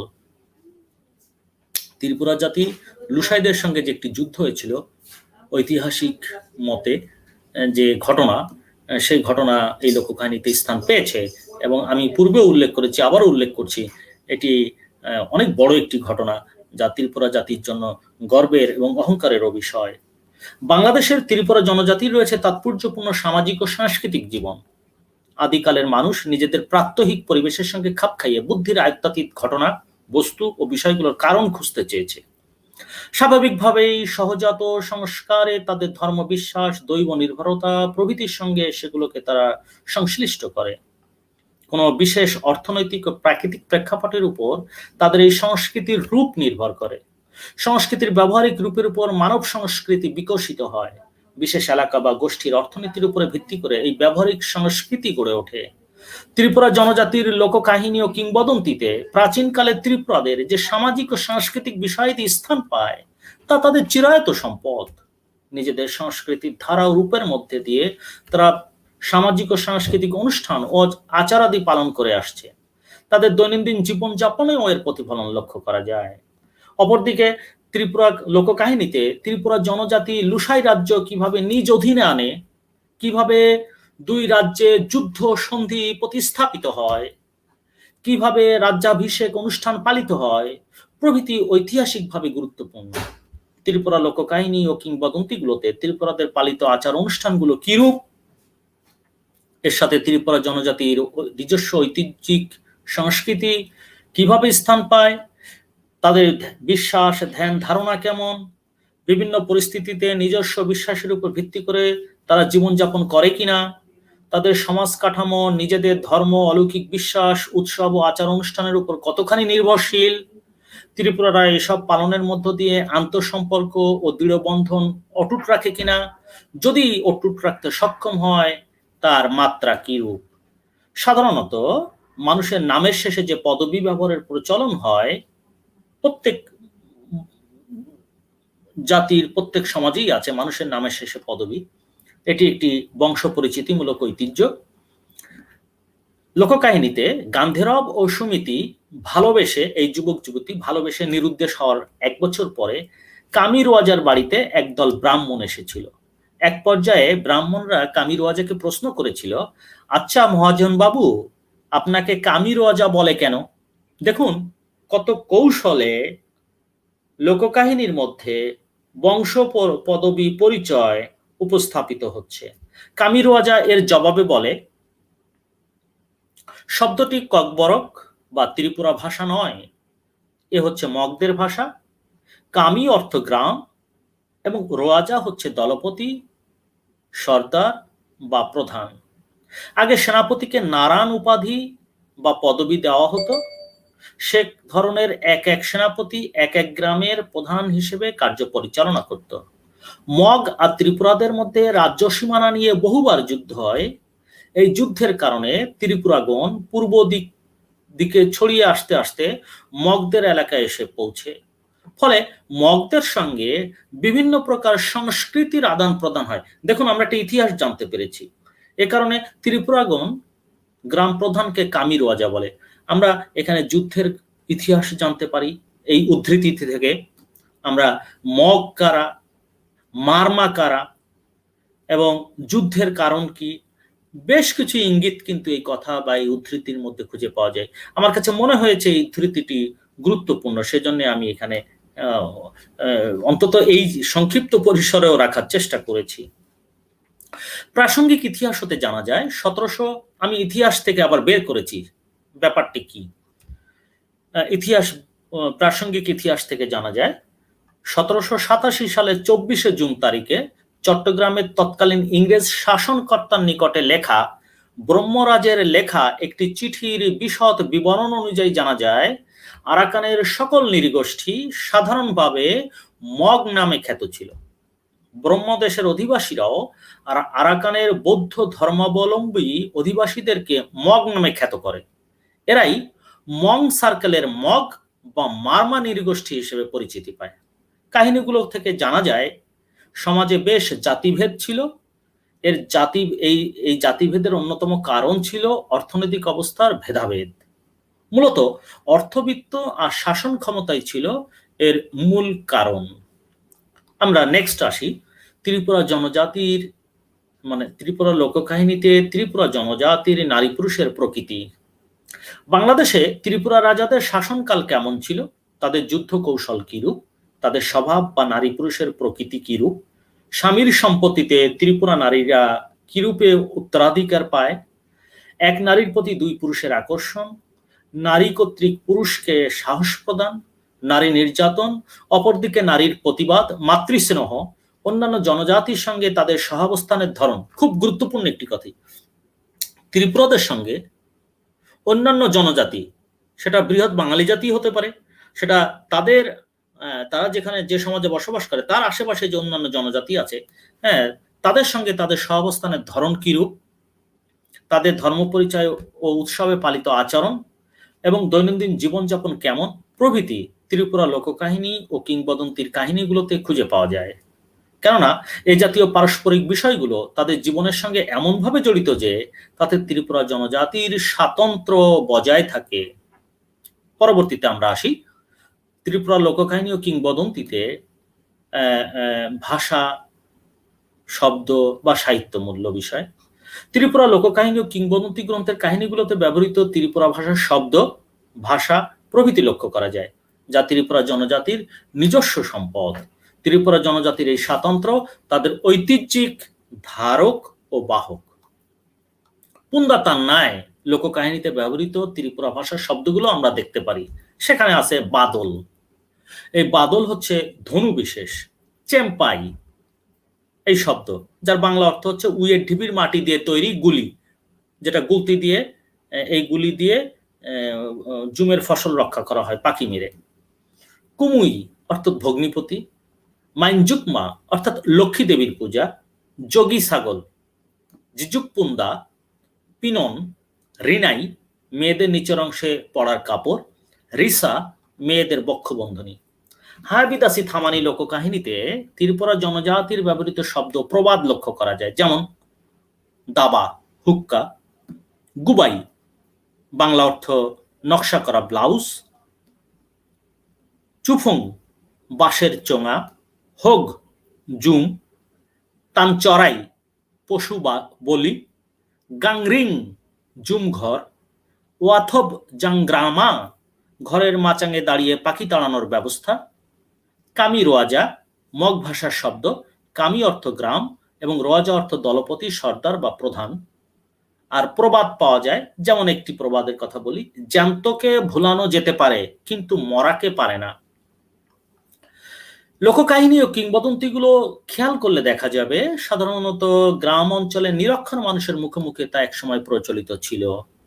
নিঃসন্দেহে তা বংশ পরম্পরায় শ্রুতি হিসেবে বর্তমান কালে এসে পৌঁছেছে। কাহিনীগুলো গঠনগত দিক থেকে কোনোটি আয়তনে দীর্ঘ, রোমাঞ্চকর, ভৌগোলিক ও ঐতিহাসিক বিষয়াদি নিয়ে রচিত, অপরদিকে অভাবনীয় শক্তি বা ক্ষমতা দিয়ে অসাধ্যকে সাধন করে কিংবদন্তি তৈরি হয়েছে। রূপকথা, বীরকথা, উপকথা, দেবদেবী ও জীবজন্তুর কাহিনী প্রভৃতি এর অন্তর্ভুক্ত। আদিম সমাজের মানুষ জীবজন্তু ও প্রকৃতির খুব কাছাকাছি বসবাস করত বলে জীবজন্তুও তাদের কাছে আপন হয়ে ওঠে। ফলে এসব কাহিনী মানবীয় গুণাবলী প্রাপ্ত হয়ে ওঠে।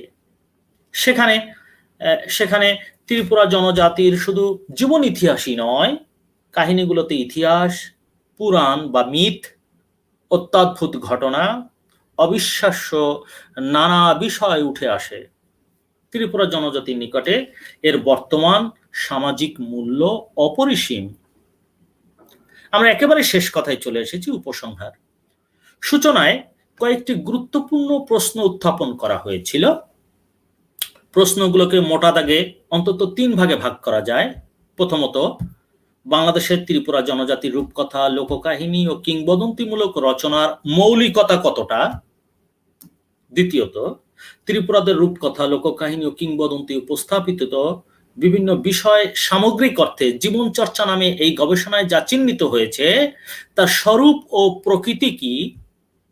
তৃতীয়ত, ত্রিপুরাদের রূপকথা, লোককাহিনী ও কিংবদন্তিতে উপস্থাপিত ত্রিপুরাদের পাহাড়ি জীবন, সামাজিক ও সাংস্কৃতিক উপকরণ, ত্রিপুরা জনজাতির নারী পুরুষের প্রকৃতি প্রভৃতিতে ত্রিপুরাদের ঐতিহ্যিক বিষয়গুলো কিভাবে বর্ণিত হয়েছে এবং বর্তমানে এসবের কতটা প্রচলিত আছে, অথবা বংশ পরম্পরায় মুখে মুখে চলমান এ জাতীয় সাহিত্যের পেছনে এই জনজাতির মনোলোগ কিভাবে এবং কতটা কাজ করেছিল। মহেন্দ্রলাল ত্রিপুরা কর্তৃক সংগৃহীত সম্পাদিত ত্রিপুরা রূপকথা এবং ত্রিপুরা লোককাহিনী ও কিংবদন্তি গ্রন্থের গল্প কাহিনীতে ত্রিপুরা জনজাতির জীবন চর্চা বিবেচনায় বিভাজ্য পটভূমি অনুযায়ী পূর্ববর্তী অধ্যায়গুলোতে এসব জিজ্ঞাসার জবাব অনুসন্ধান করা হয়েছে। বাংলাদেশের পার্বত্য চট্টগ্রামের প্রাকৃতিক নৈসর্গিক সৌন্দর্যের দুর্গম অঞ্চলে বসবাসরত শ্রমজীবী মেহনতি পল্লীবাসীর চিত্ত বিনোদনের প্রধান উপজীব্য ছিল এসব রূপকথা, লোককাহিনী ও কিংবদন্তি। এসবে ব্যবহৃত স্থান, কাল, ঘটনা, চরিত্র প্রভৃতির ঐতিহাসিকতা বিচারোদ্ধ নয়। বর্তমান গবেষণায় ত্রিপুরাদের রূপকথা, লোককাহিনী ও কিংবদন্তিমূলক রচনা থেকে ত্রিপুরা জনজাতির মৌলিক বিষয়গুলো চিহ্নিত করতে এদের বিশ্বস্ত জীবনধারা, জীবনধারণের উপকরণ, প্রাচীন জনজীবন, ধর্মীয় ও লোকজীবন প্রভৃতির স্বরূপ অনুসন্ধান করা হয়েছে। দীর্ঘকাল এদেশে বসবাসরত ত্রিপুরাদের অতিথি জীবনের ইতিহাস ও সংস্কৃতি তথা তাদের নিজস্ব সামগ্রিক সামাজিক সাংস্কৃতিক জীবনধারা এতে অনেকটা জীবন্ত হয়ে ওঠে। বিশেষভাবে কাহিনীগুলোতে ত্রিপুরাদের প্রাচীন সামাজিক গঠন, মানুষ এবং পশু পাখির সহাবস্থান, একে অন্যের প্রতি নির্ভরশীলতা, তাদের মধ্যে পারস্পরিক কথোপকথন, শ্রেণী বৈষম্য, দারিদ্র্যের কষাঘাত, নারী পুরুষের সাংসারিক নানা বিষয়, দুষ্ট লোকের শাস্তি প্রাপ্তি, সত্যের জয়, ত্রিপুরাদের বিভিন্ন উৎসব, তাদের বিভিন্ন দেবদেবী, ধর্ম সংস্কৃতি ও আচার, সৃষ্টিকর্তার প্রতি তাদের বিশ্বাস প্রভৃতি প্রসঙ্গ এসেছে।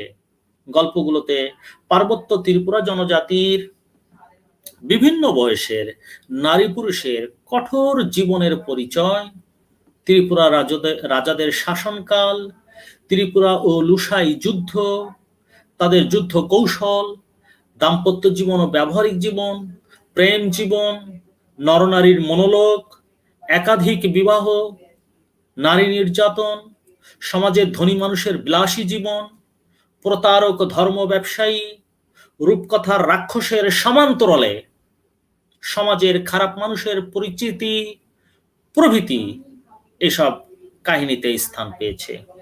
সামগ্রিকভাবে এর মাঝে দুটি রূপ দেখা যায়, একটি মানবিক এবং অপরটি অতিমানবিক।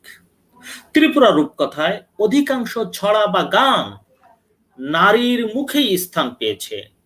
প্রাচীনকাল হতে বিশেষত গানের মাধ্যমেই নারী তার সুখ দুঃখ আনন্দ বেদনা অন্তর্জ্বালা প্রেম নিবেদন প্রভৃতি কথা প্রকাশ করে এসেছে। এ জাতীয় পারস্পরিক বিষয়গুলো জীবনের সঙ্গে এমনভাবে জড়িত যে তাতে ত্রিপুরা জনজাতির স্বাতন্ত্র্য বজায় থাকে।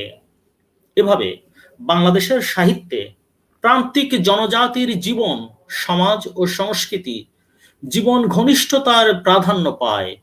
এটি একটি লক্ষণীয় বৈশিষ্ট্য। সবাইকে অসংখ্য ধন্যবাদ যারা এতক্ষণ ধৈর্য ধরে এই কথাগুলো শুনলেন। সবার প্রতি আমি কৃতজ্ঞতা জানাচ্ছি। কারো কিছু জানার থাকলে আমাকে প্রশ্ন করতে পারেন।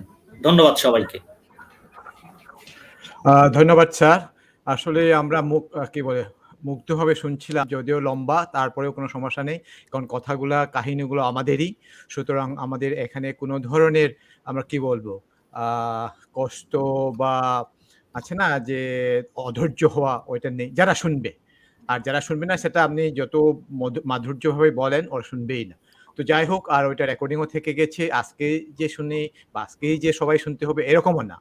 তো আমি মূল আলোচনা বা প্রশ্নোত্তরে যাওয়ার আগে স্যার যেগুলা বললেন ওইটার উপরে একটু সংক্ষিপ্তভাবে আমাদের এখানে মথুরাদা আছেন, আপনি যদি কয়েক মিনিটে একটু বলেন, তারপরে আমরা প্রশ্ন উত্তরে যাই। প্রশ্ন উত্তর খুব বেশি নেই, মাত্র 2-3টা আসছে। আমি এটা বলার আগে স্যারের যে সামগ্রিকভাবে 1-1.5 ঘন্টার যে প্রেজেন্টেশন বা স্যারের এখন মাত্র শুধু 1-1.5 ঘন্টা, কিন্তু স্যার কিন্তু এটা নিয়ে কত বছর কাজ করেছেন বা কত ঘন্টা যে শ্রম দিয়েছেন আই ডোন্ট নো, বাট একজন ত্রিপুরা ভাষী ভাষী হিসাবে বা ত্রিপুরা জাতিসত্তা বা ত্রিপুরা জাতির একজন হিসাবে মথুরাদা একটু বলেন প্লিজ। ধন্যবাদ প্রমোদদাকে। আবারও আমি স্যারকে অভিনন্দন জানাচ্ছি। আবারও খুবই সুন্দর, মুগ্ধ হয়ে শুনছিলাম অনেকক্ষণ ধরে, কখনো ধৈর্য হয়নি। আসলে ত্রিপুরা সমাজকে বোঝার জন্য আমাদের ডক্টর মনিরুজ্জামান স্যার যে গবেষণা কাজটি করেছেন, এটা নিঃসন্দেহে একটি গবেষণা। ত্রিপুরা সমাজকে পুঙ্খানুপুঙ্খভাবে জানবার জন্য, বিশ্লেষণ করবার জন্য এই গবেষণাপত্র একটি উল্লেখযোগ্য সূত্র গ্রন্থ বলে আমি মনে করি। আমাদের ত্রিপুরাদের সামাজিক, রাজনৈতিক, অর্থনৈতিক, ঐতিহাসিক, পেশাগত, আয় উপার্জন, সাহিত্যকর্ম, কাব্যচর্চা, যুদ্ধ বিগ্রহ, জীবন জীবিকা, ভাষা, সুখ দুঃখ, ধর্মচর্চা, কোনো কিছুই বাদ পড়েনি স্যারের এই বিশ্লেষণে। আমার খুব ভালো লেগেছে। আমি অনেকক্ষণ ধরে খুব মনোযোগ দিয়ে শুনবার চেষ্টা করেছি। এখানে জাস্ট যেটা আমার খুব যেটা যে আমরা আমাদের বাংলাদেশের ত্রিপুরাদের মধ্যে কিছু লোকগীতি কাব্য রয়েছে, যেগুলো স্যারের আলোচনাতে আমি দুটো বিশেষ করে বেশি খেয়াল করেছি, যে কুচুক হাসিকাম কামানি। এই দুটোতে আমরা যদি একটু দেখি যে এখানে অনেক ঐতিহাসিক উপাদান রয়েছে, যেগুলো আমাদের ত্রিপুরাদের যে সেই রাজন্য আমল থেকেই আমাদের ত্রিপুরা সমাজের মধ্যে যে চলিত যে ঐতিহাসিক বিভিন্ন যে তথ্যাদি এখানে নানাভাবে আমরা বিশ্লেষণ করলে আমরা পেতে পারি। এখানে আপনারা দেখবেন যে স্যারের আলোচনাতে এসছে যে আমাদের সেনাপতি বংশীধর নারায়ণ, উনি একজন সেনাপতি ছিলেন এবং তার জামাতা রায়কাচাক, এটা মানে ত্রিপুরা রাজ্যেও তার নামটা খুবই পরিচিত। সেনাপতি রায়কাচাক একজন বীর সেনাপতি ছিলেন ত্রিপুরাদের মধ্যে, রাজার সেনাপতিদের মধ্যে। এবং এই সেনাপতি ওই যে আমরা যখন পুন্ডা তানাই যখন আমরা পড়বো বা শুনবো, সেখানে দেখবেন যে এই সেনাপতি হেমন্ত নামে একজন আগন্তুক একজন গ্রামে, ওই আগন্তুক যুবকই আপনার পুন্ডা তানাইয়ের যে নায়ক সুমন্তকে পরাজিত করে এটা রাজার সুদৃষ্টি আকর্ষণ করতে সক্ষম হন। এবং পরবর্তীতে আপনারা দেখবেন যে যখন আরেকটা কাব্যগ্রন্থ মানে লোকগীতি কাব্য কুচুক হাসিকাম কামানি, যেটা ওই যে কুকি রাজাকে পরাজিত করবার যে কাহিনী, এই কাহিনীতে আবার দেখা যাবে যে এই যে হেমন্ত, যিনি একটা গ্রামে যে পুন্ডাতানায় পূর্ববর্তী যে লোকগীতি কাব্য, এই গীতিকাব্যে যিনি অনেকটা ভিলেনের মতো ছিলেন, যেহেতু উনি ওখানে এই নায়ককে পরাজিত করেছেন। তো উনি পরবর্তীতে আমরা দেখবো যে রায়কাচা রূপে উনি সেখানে নায়ক হিসেবে এসে মানে ত্রিপুরা রাজাদের পক্ষে মানে যুদ্ধ করে পরাজিত করেছিলেন। এরকম মানে কাহিনীটা এত মানে এগুলো লোকমুখে প্রচলিত, এবং এই কাহিনীগুলো আপনারা দেখবেন যে একটাও কিন্তু গদ্য কাহিনী না। এটা আমাদের শ্রদ্ধেয় মহেনবাবু গদ্য আকারে আমাদের সামনে উপস্থাপন করে গেছেন। এটা মূলত ছিল কাব্য, লোকগীতি কাব্য বলে আমরা। এটা লোকমুখে মুখে দীর্ঘদিন ধরে এটা গাওয়া হয়, মানে একজনের কাছ থেকে আরেকজন শুনে গায়। তারপরে তার এগুলো আবার গুরু থাকে, যে একজন গুরু গীতি কাব্য গেয়ে গেছেন, তার শিষ্যরা আবার সেটাকে মানে অনুকরণ করে মুখস্থ করে যুগে যুগে এটা মানে লোক সমাজে বিভিন্ন অনুষ্ঠানে, পালা পার্বণে, বিশেষ করে ওই যে বৈশু যে আমাদের যে অনুষ্ঠানে গিয়ে তারা এগুলো উপস্থাপন করতেন। এই যে মানে আমাদের যে জীবন সমাজের যে একটা ঐতিহাসিক যে প্রেক্ষাপট, এটা এই যে আমাদের লোক কাহিনীগুলোতে হয়েছে, এবং স্যার এটা খুবই যথাযথভাবে উপস্থাপন করেছেন এবং বিশ্লেষণ করেছেন। এখানে আরেকটা বিষয় আমি একটু উল্লেখ করে রাখতে চাই, সেটা হচ্ছে এই যে নারী অধিকারের প্রসঙ্গটা। আমরা একটু সামান্য লেংদি হবে, একটু ক্ষমা করবেন। সেটা হচ্ছে যে চেতং কাহিনী যেটা স্যার বলেছেন, এখানে আপনারা খেয়াল করবেন যে চেতং এর যে নায়িকা, উনি এই নায়িকা হচ্ছে আবার যে মানে নায়কের আপন ছোট বোন। মানে নায়ক তার আপন ছোট বোনকে বিয়ে করার জন্য উঠে পড়ে লেগেছে। এখন সমাজ যে কোনো ভাবে হোক এটাতে রাজি হয়েছে, তার মা বাবারাও রাজি হয়ে বিয়ে দেবে, এরকম অবস্থায় ঠিক সে সময়ে মানে এই যে এই কাহিনীটা যদি আমরা একটু দেখি, তাহলে আমরা কি ধরে নিতে পারি যে ত্রিপুরারা এক সময়ে এটাও মানে সমাজে স্বীকৃত ছিল কিনা? যদি স্বীকৃত হয়ে থাকে তাহলে ওই নায়িকা কিন্তু এমন একটা বিদ্রোহ করেছেন সমাজের বিরুদ্ধে যে এটা হতে পারে না। পরিবারের একই বাবা মায়ের সংসারের বোন এবং ভাইয়ের মধ্যে কখনো বিয়ে হতে, যে প্রতিবাদ গড়ে তোলার কারণে আপনারা দেখবেন যে সে কিন্তু গ্রামবাসীকে, তার মা বাবাকে প্রতিনিয়ত মানে সে গাছের উপরে উঠে, যে চেটুয়াং গাছ যেটা বলা হয়েছে, এটা হচ্ছে মূলত ছাটিম গাছ। আপনারা খেয়াল করবেন ছাটিম গাছের কিন্তু উপরে কোনো ইয়া নাই, আগা নাই। ওইটা দেখলে অনেকটা ছাতার মতো, কারণ এটা ওই যে কাহিনীর সাথে এটাই হচ্ছে যে ওই নায়িকা ছাতিম গাছের আগার উপরে পা ছিল, এই কারণে এই ছাতিম গাছের আগা ভেঙে যায়। ভেঙে যাওয়ার ফলে ওই আগা পড়ে আবার তার বড় ভাইটাও মারা যায়, তার যে সহোদর, যে তাকে বিয়ে করার জন্য নিচে দাঁড়িয়ে অপেক্ষায় ছিল, সেও মারা যায়। এখন মানে আমার প্রসঙ্গটা হচ্ছে এই যে সে একটা প্রতিবাদ করলো, প্রতিবাদ করবার ফলে আমরা হয়েছে কি আমার মানে বিশ্লেষণ সেটা হচ্ছে সে প্রতিবাদ করে প্রতিরোধ করে রুখে দাঁড়ানোর কারণে আমাদের সমাজে হয়তোবা আমরা ধরে নিতে পারি যে তখন থেকে আর এই যে পরিবারের ঘনিষ্ঠ জনদের মধ্যে বিবাহ নিষিদ্ধ করা হয়। মানে যেটা হচ্ছে যে এটা খুবই একটা গুরুত্বপূর্ণ অনুষঙ্গ আমাদের সমাজের জন্য। এবং এই মুহূর্তে যদি আমরা আমাদের সামাজিক আইন প্রথাগত আইনের কথা বলি, সেখানে আপনারা দেখবেন যে প্রথম সারির যে নিষিদ্ধ সম্পর্ক বিবাহ বা সম্পর্ক হতে পারে না এরকম মধ্যে হচ্ছে এটা একটা বড় মানে প্রথম সারির একটা দাদা আমি একটু সংযুক্ত করি, আমি একটু বায়োলজি মানে বিজ্ঞান বা মেডিকেল সায়েন্স কিন্তু এখন প্রমাণ করেছে যে নিকট রক্ত সম্পর্কীয় বিবাহ মানে যতদূর মানে বিবাহ করা ঠিক হবে না, কারণ সন্তান যা বৈজ্ঞানিকভাবে কিন্তু সত্য প্রমাণিত হয়েছে। অথচ সেই নায়িকা যে প্রতিবাদ জানিয়েছে, সেই প্রতিবাদ যে কত বিজ্ঞানসম্মত ছিল, এটা বিজ্ঞান ভিত্তিক ভাবে এখন প্রমাণিত হয়েছে। আমরাও সেটা মেনে চলছি এখন, তাই না? এটা সমাজ সংস্কারের একটি উল্লেখযোগ্য দিক। হ্যাঁ দাদা বলেন। উল্লেখযোগ্য দিক। হ্যাঁ, না আমি এই জায়গাতে আমি শেষ করবো। আসলে আপনার যে পুরো ইয়েতে আমার খুব ভালো লেগেছে, এবং এই যে আমাদের গল্পে বা লোককাহিনীতে যে আমরা শিক্ষামূলক বল ক্ষেত্রে যে কিভাবে এগুলো আমাদেরকে পথ দেখাতে পারে, সেটা আমরা এইসব গল্প বা লোককাহিনী পড়ে আমরা বুঝতে পারি। তা আপনাকে অসংখ্য ধন্যবাদ, কৃতজ্ঞতা। আপনি অনেক বিশ্লেষণ করেছেন। আপনার এই বছরকে বছর ধরে আপনার এই পড়া, এটাকে আমি 1 মিনিটে বা 2 মিনিটে বিশ্লেষণ করা বা আলোচনা করা আমার পক্ষে এটা সম্ভব না। আপনাকে আমি স্যালুট জানাচ্ছি এই আপনার কাজের জন্য। ধন্যবাদ। আমি একটা চেষ্টা চালিয়েছি মাত্র, কারণ আমি ত্রিপুরা জনজাতির লোক নই, মানে তৃতীয় চোখ দিয়ে দেখা, ব্যাপারটি এরকম আর কি, তৃতীয় চোখ দিয়ে দেখা। হ্যাঁ, চেষ্টা চালিয়েছি শুধু।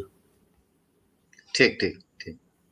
না, এটা আপনার এটা পথ দেখাবে, মানে অন্য আমাদের যে পরবর্তী প্রজন্ম যারা এই যে সাহিত্য নিয়ে কাজ করে, সাহিত্যের স্টুডেন্ট বা গবেষণা নিয়ে যারা কাজ করে, তাদের জন্য এটা বড় একটা পথ প্রদর্শন করবে। হ্যাঁ, অবশ্যই। ওইটা অনেক, অনেক কি হবে গুরুত্বপূর্ণ কাজ। কারণ এখন মিথ নিয়ে তারপর হলো ফোকলোর নিয়ে বা ফোক টেলস নিয়ে কিন্তু এখন খুব চর্চা হচ্ছে। ওইটা শুধুমাত্র সাহিত্যের অঙ্গ হিসাবে না, লোকজ জীবন, তারপর হলো আমরা যেটা বলি যে একটু আগে যেটা বললেন যে আমাদের আ ভেষজ, তারপরে আমাদের আ কিগুলা? আমরা যেটা বলি আ আ বৈজ্ঞানিক উপায়ে আমরা এখন বলতেছি না যে আমরা এখন অনেক পরীক্ষা-নিরীক্ষার পরে কিন্তু অনেক মূল্যবান আমরা কি শুনতে পাচ্ছি এখান থেকে মানে জানতে পারছি। হ্যাঁ? তো যাই হোক আমাদের এখানে ২ টো আ প্রশ্ন আসছে। বাকি তারপরে আমারও কয়েকটা প্রশ্ন আছে স্যার। তো একটা হলো আমাদের স্মরণের কাছে এখন উনি জানতে চেয়েছেন যে আপনার এই গবেষণাটি মানে গ্রন্থ আকারে পাবলিশ হবে কিনা? এমনিতে তো আ একটা কি হিসাবে ডকুমেন্টেশন তো আছেই। তো এটা কি কোনোভাবে বই আকারে প্রকাশ করার কোনো ভবিষ্যৎ পরিকল্পনা আছে কিনা? বা যদি থাকে কখন, কিভাবে, কবে আমরা পেতে পারি? ধন্যবাদ।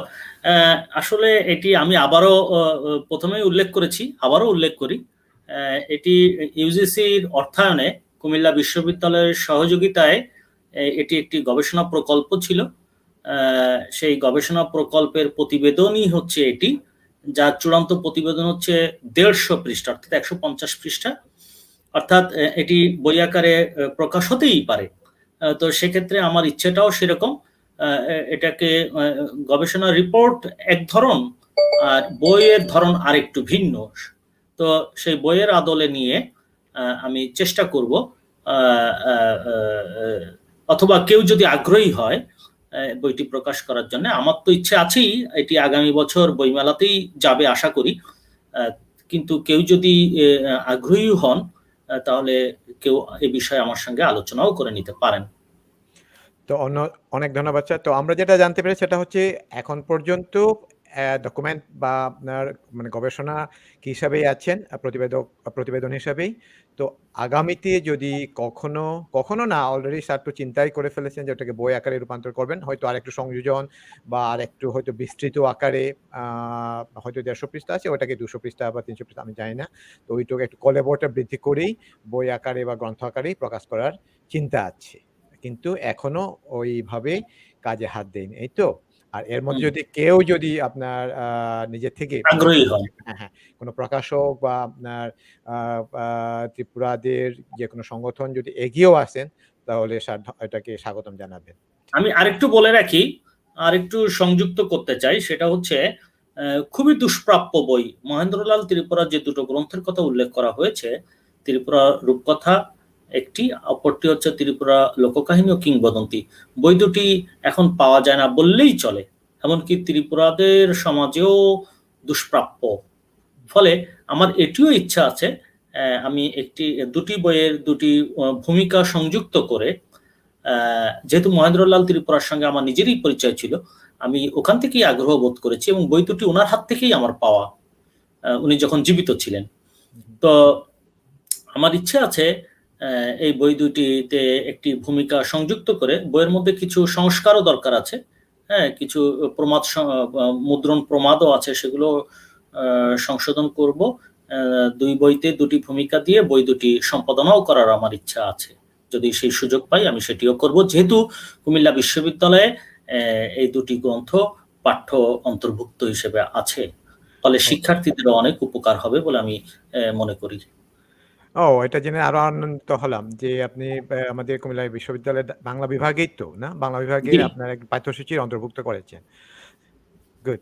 তাহলে মানে আমরা আগামীতে শুধু ত্রিপুরা বা ককবরক ভাষার আমরা বলবো যে লোককাহিনী বা লোকগল্প বা আমরা যেটা বলি যে রূপকথা, শুধু ওইগুলা না, বাংলাদেশের আদার যে ল্যাঙ্গুয়েজ বা আদার বা অন্য যে ভাষাগুলো আছে, সেটা আদিবাসী ভাষা হোক বা লিঙ্গুইস্টিক মাইনরিটি বা জাতিগত সংখ্যালঘু বা ভাষিক সংখ্যালঘুদের যে ভাষার যে লোককাহিনী, তারপরে লোককথা বা রূপকথা, ওইগুলাও সংগ্রহ করে আগামীতে মানে এইভাবে মানে বৈজ্ঞানিকভাবে বা আমরা যেটা বলি যে সায়েন্টিফিক্যালি বা একাডেমিক্যালি কি বলবো গবেষণার মাধ্যমে আরো উদ্ঘাটিত হবে আশা করছি। আর আচ্ছা, নেক্সট প্রশ্ন যিনি করেছেন সেটা হচ্ছে, স্যারকে আমি যেটা দেখিয়েছি আমাদের কিছু চিটাগাং থেকেই জ্ঞানদর্শী চাকমা, উনি যেটা বলছেন যে রবীন্দ্র সাহিত্যে ত্রিপুরার লোকগল্পের সম্পর্ক রয়েছে, তা কি সত্য?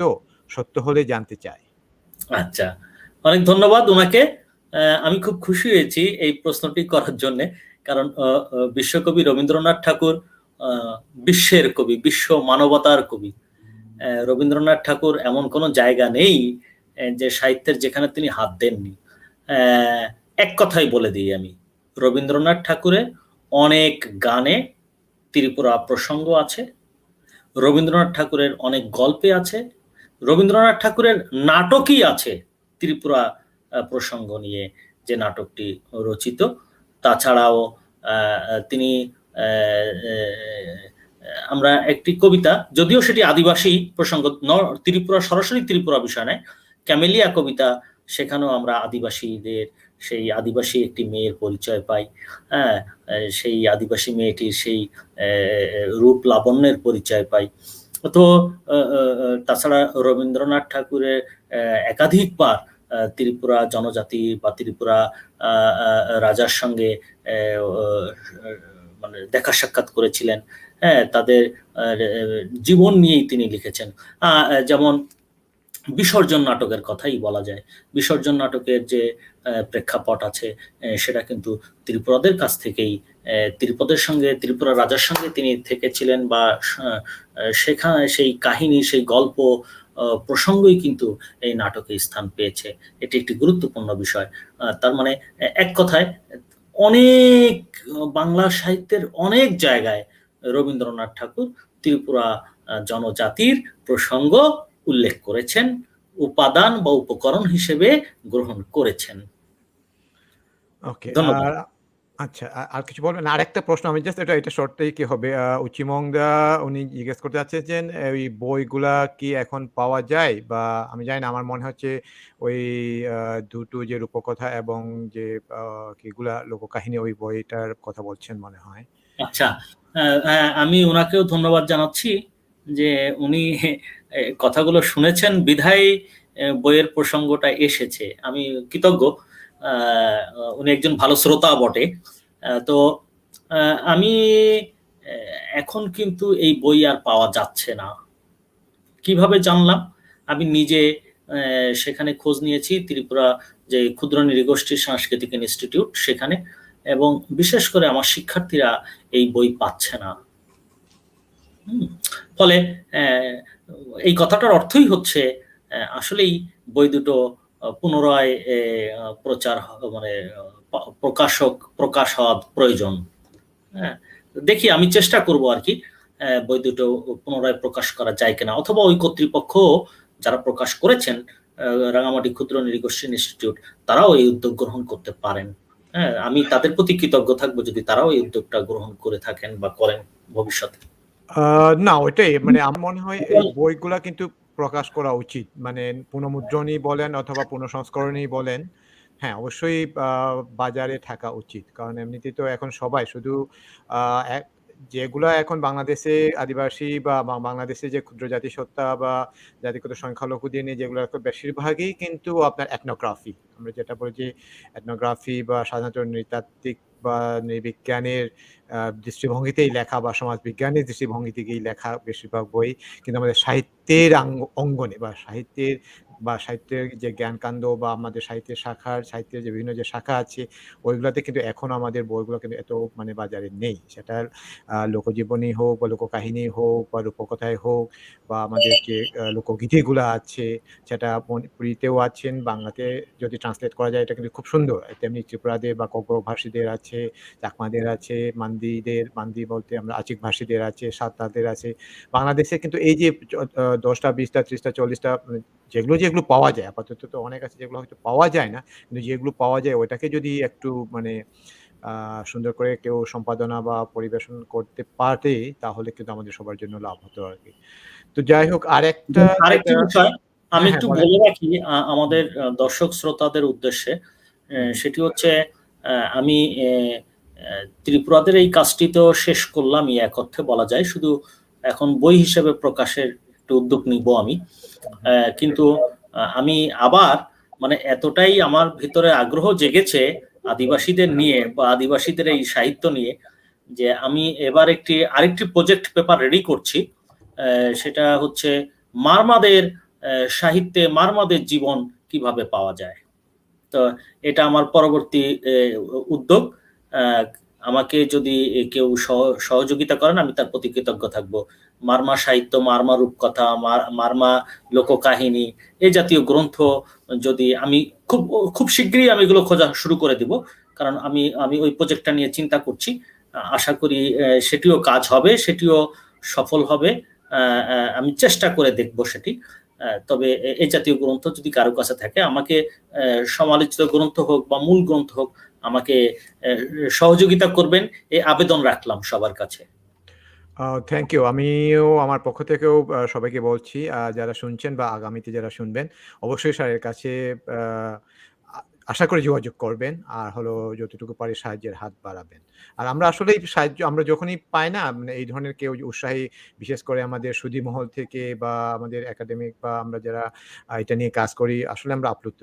তো যাই হোক আমি আরেকটা প্রশ্ন আকারে আসেনি বা সেটা আমরা সবাই যেটা ফিল করি যে জানি যে ককবরক ভাষী বা ককবরক বলতে কিন্তু শুধু বাংলাদেশে না বৃহত্তর মেইন কিন্তু আমাদের ত্রিপুরার যে রাজ্য ওইখানে রয়ে গেছে। স্যারের এই কিতে আপনার ত্রিপুরা রাজ্যের যে কি আছে ওনাদের যে প্রকাশিত গ্রন্থ বা ওইগুলার কি কোনো সন্ধান পেয়েছেন বা ওইটার কোনো কি আছে নাকি না বাংলাদেশের মধ্যেই আপনার সীমাবদ্ধতা ছিল প্রেক্ষাপটটা?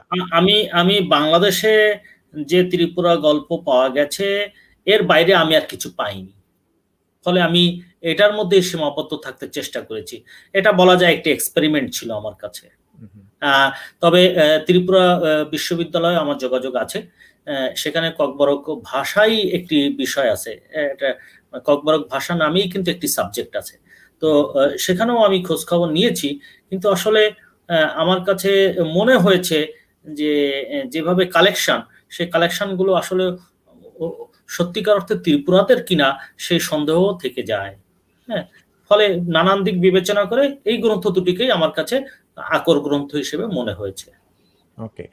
আর ওইটা একটা সম্পূরক প্রশ্ন যেহেতু স্যার এটা নিয়ে যেহেতু অনেকদিন বা দীর্ঘদিন ধরে কাজ করছেন বিশেষ করে ত্রিপুরায় হোক ককবরক ভাষা নিয়ে হোক অথবা মারমা হোক অথবা আপনার উত্তরবঙ্গের অরাওদের বা কুরুক ভাষী বা সাদ্রি ভাষার আদিবাসীদের বা জনজাতিদের সাথে হোক। তো এইটি আপনার কাজ করতে গিয়ে বিশেষ করে আপনি যেহেতু সাহিত্যের মানুষ যদিও রূপকথা বা লোককাহিনী করেছেন পাশাপাশি আমাদের যে আমরা এই সারা মাঝে যে আমরা বলতেছি যে অনুদ্ঘাটিত আসলেই কি বাংলাদেশের অপরাপর আমরা যদি বৃহত্তর বাঙালি জনগোষ্ঠীর পাশাপাশি যে ক্ষুদ্র ক্ষুদ্র বা বলি বা আদার যে জনগোষ্ঠী হয়তো বাংলাদেশে ক্ষুদ্র কিন্তু আবার আমাদের ভারতে আবার অনেক, যেমন সাঁওতালের কথা বলি কয়েক লাখ, হ্যাঁ মণিপুরে আবার কয়েক লাখ ওইখানে। তো ওদের সম্পর্কে বা আপনার এই যে কাজ করতে অভিজ্ঞতাগুলোকে একটু শেয়ার করবেন না, কোথায় কোথায় বাধা আছে বা কি ধরনের কি করলে আমরা বাংলাদেশে আরো বেশি কি বল বিকশিত হতে পারি? হ্যাঁ, অনেক অনেক অনেক অনেক সময় উপযোগী একটি প্রশ্ন এটি। প্রথমত আদিবাসীদের নিয়ে গবেষণা করতে গিয়ে আমি প্রথমে যে ধাক্কাটা খেয়েছি বা ধাক্কাটা খেয়ে থাকি সেটা হচ্ছে মানে একেবারেই অপ্রিয় সত্য কথা, সেটি হচ্ছে আদিবাসীরা নিজেরাই নিজেদের সম্পর্কে সচেতন নয়। এটি আমাকে মানে বেদনা দেয়। হ্যাঁ, আদিবাসীরা তাদের মধ্যে এটা হচ্ছে প্রথম প্রতিবন্ধকতা আমার কাছে মনে হয়। দ্বিতীয়ত হচ্ছে তারা এই যে নিজেদের সম্পর্কে নিজেরা আগ্রহী নয়, এই জন্য অনেক তথ্য বিভ্রাট লক্ষ্য করা যায়, এক একজনের কাছে এক এক রকম তথ্য পাওয়া যায়। তৃতীয়ত হলো এই দুটি কারণে আমার কাছে মনে হয়েছে তথ্য সমৃদ্ধ অনেক গ্রন্থ এখন দরকার, এবং যা ত্রিপুরা জনজাতি বা অন্য আদিবাসী তারাও করবে, এবং বাংলা ভাষাভাষী যে গবেষকবৃন্দ আছে তারাও করবেন। এর একটি লক্ষ্য হবে, সেই লক্ষ্য হচ্ছে ত্রিপুরা বিভিন্ন আদিবাসীদের যে সাহিত্য বা গ্রন্থ প্রকাশিত হবে তা বাংলা সাহিত্যকেও কিন্তু সমৃদ্ধ করবে।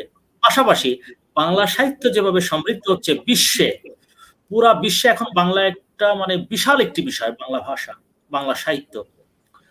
পুরা বিশ্বকে বাংলা সাহিত্য, বাংলা ভাষা যেখানেই আছে বাংলাদেশই নেতৃত্ব দিবে, বাংলাদেশ নেতৃত্ব দেবে, এটি খুবই স্বাভাবিক। সেখানে ত্রিপুরা সাহিত্য বাদ যাবে না, সেখানে ত্রিপুরা সাহিত্য ভাষা কিন্তু সংযুক্ত থাকবে। ফলে এই কথাটা বলার অর্থই হচ্ছে আমাদের বাংলাদেশে এই ভৌগোলিক পরিসীমায় যত সাহিত্য রচিত হবে তা আমাদেরই সাহিত্য, বাংলাদেশি সাহিত্য। ফলে এই সাহিত্যের আন্তর্জাতিক মান মর্যাদা ধরে রাখার দায়বদ্ধতা কিন্তু আমাদের মধ্যে আছে। ফলে স্ব আদিবাসীদেরকে এই ভাষায় এগিয়ে আসতে হবে। আমি এই জায়গাটা খুব অভাব বোধ করি, নানান কারণও থাকতে পারে, তবে স্ব আদিবাসীদের যারা এই বিষয়ে চর্চা করে থাকেন বা চর্চা করতে আগ্রহী, তারা চুপচাপ বসে না থেকে এই কাজগুলো করুন, অথবা অথবা যিনি বা যারা এই বিষয়ে কাজ করছেন, সে বাঙালি কমিউনিটি হোক বা আদিবাসী কমিউনিটি হোক, কমিউনিকেশন করে দিন যাতে কেউ যেন কাজটা করতে পারে। হ্যাঁ, আপনার কাছে কিছু জিনিস আছে, সেগুলো আরেকজনকে দিন, তিনি যেন এটাকে একটা একটা একটা পর্যায়ে নিয়ে দাঁড় করাতে পারেন। হ্যাঁ, আর অসংখ্য সঠিক তথ্যের অভাব রয়েছে। আমি এক একটি আদিবাসীর কাছে গুটি কয়েকটা বই পেয়েছি, খুব বই পাই না। যেমন মণিপুরীদের উপরে বেশ কিছু গ্রন্থ আমি সম্প্রতি পেয়েছি। একে সেরাম, উনি বিশিষ্ট ব্যক্তি এবং মণিপুরী সাহিত্যিক, তার মাধ্যমে বেশ কিছু গ্রন্থ পেয়েছি। আমার মনে হয় মণিপুরীদের নিয়ে যে প্রবন্ধ সংকলন বা যে গ্রন্থ আমি পেয়েছি, হয়তো হয়তো আর কিছু বই পাবো, কিন্তু যে অঢেল বই পুস্তক পাবো এইটা একটা প্রতিবন্ধকতা, এইটা পাওয়া আসলে সম্ভব হয়ে ওঠে না। কিন্তু আসলেই তো করা দরকার। হ্যাঁ, কারণ কি দেখুন, লুসাই, আমি লুসাইদের ধর্ম সংস্কৃতি নিয়ে কাজ করেছি। প্রায় 600-র মতো জনসংখ্যা তাদের মাত্র বাংলাদেশে, আস্তে আস্তে বিলুপ্ত হয়ে যাবে। কিন্তু বাংলাদেশে যে তাদের অস্তিত্ব আছে, তাদের যে সমাজ সভ্যতা, সম্পর্ক, এই যে নানান বিষয়গুলো আছে, এই বিষয়গুলো তো আসলে সংরক্ষণ করা দরকার। এই বিষয়গুলো নিয়ে কাউকে না কাউকে তো উদ্যোগী হতে হবে। এটা তো এই দেশেরই মানুষ, এই দেশেরই তো সম্পদ, এই দেশের বিষয়, তো এগুলো কি ধরে রাখা দরকার না? এটা তো আমি অনুভব করি। সব যদি আধুনিক জীবন যাত্রায়, আধুনিক সাহিত্যে যদি সব ভরে যায়, তাহলে আমার নিজের অস্তিত্ব কোনটা থাকবে, আমার নিজের পরিচিতি কোনটা থাকবে, নিজের আইডেন্টিটি কি থাকবে? ধরুন যে আদিবাসী একটি জনজাতি, তার উত্তরসূরি তার পরিচয় কিভাবে জানবে? হ্যাঁ, সে অবশ্যই অনেক বড় হবে, কিন্তু তার শেকড় তো ভুলে যাওয়া যাবে না। শেকড় ধরে রাখার জন্য হলেও আমরা যারা আছি বা আমাদের থেকে বয়স্ক ব্যক্তি যারা আছেন, তাদেরকেই কিন্তু আগ্রহী হতে হবে। মনে আছে কিন্তু বাস্তবে নেই, এটা না করে বরং মনে যেটা আছে সেটা বাস্তবে রূপান্তর করাই হবে হচ্ছে বুদ্ধিমানের কাজ, এবং যা আমার অস্তিত্বকেই ধরে রাখতে সহায়ক হবে। অনেক ধন্যবাদ। এর মধ্যে উচিমংদা যেটা জানিয়েছেন, যে আপনি যেটা বলছেন যে মারমাদের নিয়ে কাজ করবেন, আপনি বলছেন যে সবাইকে হেল্প করতে, এর মধ্যে উচিমংদা বলছেন উনি অবশ্যই সাহায্য বা সহযোগিতা করবেন। তো উনি এটা জানিয়েছেন, তো স্যারের কোনো চিন্তা নেই। উনি অনেক ধন্যবাদ ওনাকে, অনেক অনেক ধন্যবাদ, অনেক অনেক ধন্যবাদ ওনাকে। এর মধ্যে মথুরাদাও তো আছেন। তো যাই হোক, তো আমরা আসলেই আমাদের যে নিজস্ব আগে যেটা ছিল যে মানে আদিবাসী তো না বা প্রত্যেকটা জাতিগোষ্ঠী সেটা বাংলা ভাষীও বলি। তো ১ম এই তো সবগুলাই আমাদের মানে লোকের মুখে, মুখে আমরা যেটা বলি যে ওরাল লিটারেচার বা অরেচার ওটার মধ্যে ছিল। পরবর্তীতে হয়তো ১৭০০ মানে ধরেন ১৭০০ ১৬০০ থেকে হয়তো কিছুটা শুরু, কিন্তু আমাদের এই উপমহাদেশে ১৮০০ বা এই ১৯০০ ঊনবিংশ বা এই বিংশ শতাব্দীতে এসে ওগুলো সব লিখিত রূপ ধারণ করেছে। ঠিক তেমনি হয়তো আমাদের মধ্যে ক্ষুদ্র জাতিসত্তা বা আদিবাসীদের মধ্যে এখনো হয়তো লিখিত সাহিত্যের চর্চাটা খুব একটা দেখা যায় না। কিন্তু আ আস্তে, আস্তে শুরু হচ্ছে। যেহেতু সাহিত্য চর্চা করতে গেলে তো একটু আমরা যেটা বলি যে আ একটা স্থিতি বা একটা স্টেবল লাইফ দরকার। হুম? তো আমরা জানি যে পার্বত্য চট্টগ্রাম বিশেষ করে একটা অস্থিতিশীল একটা কিছু পরিবেশের মধ্যে ছিল। এখন আগামীতে হয়তো আ ভূ-রাজনৈতিক পরিস্থিতি যদি পরিবর্তন হয় বা এটা যদি আরেকটু হয়, অবশ্যই আমরা আশা করতে পারি। পাশাপাশি শিক্ষিতের হারও বেড়ে গেছে আমাদের মধ্যে। মণিপুরীদের মধ্যেও যেরকম সত্য, খাসিদের মধ্যে যেমন ইন্ডিয়াতে কথা বলি, ইন্ডিয়াতে নর্থ ইস্টের লিটারেচার কিন্তু এখন ভালোভাবে আমাদের কিকে দমন করতেছে। দমন ঠিক না, মানে একটা জায়গা দখল করেছে। যেমন খেলাধুলা বা ক্রীড়া জগতে যেভাবে আমাদের নর্থ ইস্ট যেভাবে একটা জায়গা দখল করেছে, সাহিত্যের বেলায়ও শুধু শোষো ভাষা সাহিত্যে না, ইংরেজি সাহিত্যেও নর্থ ইস্টের একটা ভালো একটা প্রভাব। ঠিক তেমনি আমি আশা করছি বাংলাদেশেও বাংলাভাষী বা বাংলা মূল যে মেইনস্ট্রিম যে বাংলাভাষী উনাদের পাশাপাশি আমরা যারা বাংলাদেশের আ যে অপরাপর যে জাতিগোষ্ঠী আছি, যে নামেই ডাকুক না কেন, চাকমা চাকমায়, মণিপুরি মণিপুরি, সে ককবরকভাষী বা ত্রিপুরা ত্রিপুরায়, তো আমাদের ভাষা, আমাদের সাহিত্য আগামীতে আরো বেগবান হবে আমি আশা করছি। তো স্যারের কাছে আরেকটা যেটা প্রশ্ন সেটা হচ্ছে যে একাডেমিকে এখন তো এখন ২০২০ বা ২০২১ সালে হয়তো টুকটাক মানে আমরা কিছু আ আ ইউনিভার্সিটি লেভেলে বা হাই স্কুল মানে আমরা যেটা মাধ্যমিক, উচ্চ মাধ্যমিক বা কি লেভেলে ছোটখাটো একটা পরিবেশ বিজ্ঞান বা মানে বিশেষ করে সোশ্যাল সায়েন্স এর অন্তর্ভুক্ত করে কিছু নিয়ে আসতে চাচ্ছি বা নিয়ে আসতেছে পাঠ্যসূচিতে। এই যে পাঠ্যসূচিতে অন্তর্ভুক্তকরণ বা আগে যে অন্তর্ভুক্ত হয় নাই, ওইটার পিছনের কারণটা কি? বা এখন ওইটা আবার পাঠ্যসূচি বা আমরা যেটা বলি কারিকুলাম বা প্যাডাগজি ম্যানেজমেন্ট থেকে নিয়ে আসার মানে ভিতরের যে ব্যাকগ্রাউন্ডটা, ওইটা স্যার তো এমনি এই জগতেই আছেন। একটু যদি বলেন তাহলে আমরা যারা শুনছি এবং আগামীতে যারা আমরা কাজ করছি আরো উৎসাহিত হব আরকি। ধন্যবাদ। আসলে দেখুন, আ পৃথিবী কিন্তু আগের জায়গায় আর নেই। পৃথিবী এখন নানা বৈচিত্র্যময় হয়ে গেছে। তাছাড়া আমাদের সরকারও নানান উদ্যোগ নিয়েছেন। যেমন বাংলাদেশকে একটি বিশ্বের দরবারে একটি বড় একটি জায়গায় নিয়ে যেতে চান এবং বাংলাদেশ একটি বড় জায়গায় পৌঁছে যাব। সেজন্যে মিশন 2021, তারপরে 2041, তারপরে ডেল্টা ২১০০, তারপরে এই যে ব্লু ইকোনমি, তারপরে যে পদ্মা সেতু, এই যে নানান বিষয়গুলো হচ্ছে না, এগুলো কিন্তু বৈশ্বিক একটি সংযোগও ঘটবে। ফলে যখন বৈশ্বিক সংযোগ ঘটবে বা ঘটছে, এটি একটি সুদূর প্রসারী আমাদের প্রত্যাশা বা চিন্তা। সেখানে আমাদের বিশেষ করে আমাদের সাহিত্যের শিক্ষার্থীরা যাতে এক জায়গায় যাতে কর্মক্ষেত্র হিসেবে চিহ্নিত না হয়, তাদের জন্য নানামুখী কর্মক্ষেত্র সুযোগ তৈরি হয়, এ সমস্ত ভাবনা থেকেই কিন্তু এই জাতীয় কোর্সগুলো সংযুক্ত করা হয়েছে বা হচ্ছে, ভবিষ্যতেও হবে। এই আলোকে বাংলাদেশে যে শুধু বাঙালি জাতিগোষ্ঠী আছে তা তো নয়, বাঙালি ছাড়াও যে আরো অন্যান্য জাতিগোষ্ঠী আছে, সংখ্যায় তারা কম হতে পারে কিন্তু তারা একটি স্বতন্ত্র জাতি। হ্যাঁ, ফলে এই জাতি বাঙালি বাংলা সাহিত্যই শুধু পড়বে, বাংলা দেশের সাহিত্য পড়বে, এই দেশে বসবাসরত অন্য জাতির সাহিত্য পড়বে না, তাহলে তো অসম্পূর্ণ থেকে যায়। এই অসম্পূর্ণতা সম্পূর্ণ করার জন্যেই এই ভাবনা থেকেই এই জাতীয় সাহিত্যগুলো বা এই জাতীয় কোর্সগুলো মানে সিলেবাসে সংযুক্ত করা হয়েছে। তা নাহলে যদি বলা হয় বাংলাদেশের সাহিত্য সম্পর্কে বলুন, তখন কিন্তু বাংলাদেশের সাহিত্য সম্পর্কে যখন বলুন, শুধু কিন্তু বাঙালি সাহিত্য বললে কিন্তু হয় না, অসম্পূর্ণ থাকে। বিধায় একজন সাহিত্যের ছাত্র যখন বাংলাদেশের সাহিত্য সম্পর্কে বলুন, তাকে কিন্তু অন্যান্য সাহিত্য সম্পর্কেও কিছুটা ধারণা দিতে হবে, ধারণা লাভ করতে হবে। এটা তো গেল একটা দিক। দ্বিতীয়ত দিক হচ্ছে আমার বাংলা সাহিত্য অন্যান্য সাহিত্যের থেকে স্বতন্ত্র কতটা, অথবা কতটা সম্পৃক্ত, এদেশের ভূমি, মাটি, জীবন, জীবিকা, এদেশের আলো বাতাসে আপনিও বেড়ে উঠছেন, আমিও বেড়ে উঠছি, নিশ্চয়ই আমাদের মনোজগতের চেতনা এক হবে, এটি মানুষ হিসেবে খুবই স্বাভাবিক। ফলে সাহিত্য এই দিকটি ধরা পড়বে। স্ব ভাষা পৃথক হতে পারে, বাট এই দেশের সংস্কৃতিতে, জীবনে যোগসূত্র কিন্তু এক জায়গায় থাকবে। ফলে এই বিষয়গুলো আসলে ধরিয়ে দেওয়ার চেষ্টা করা হচ্ছে। অর্থাৎ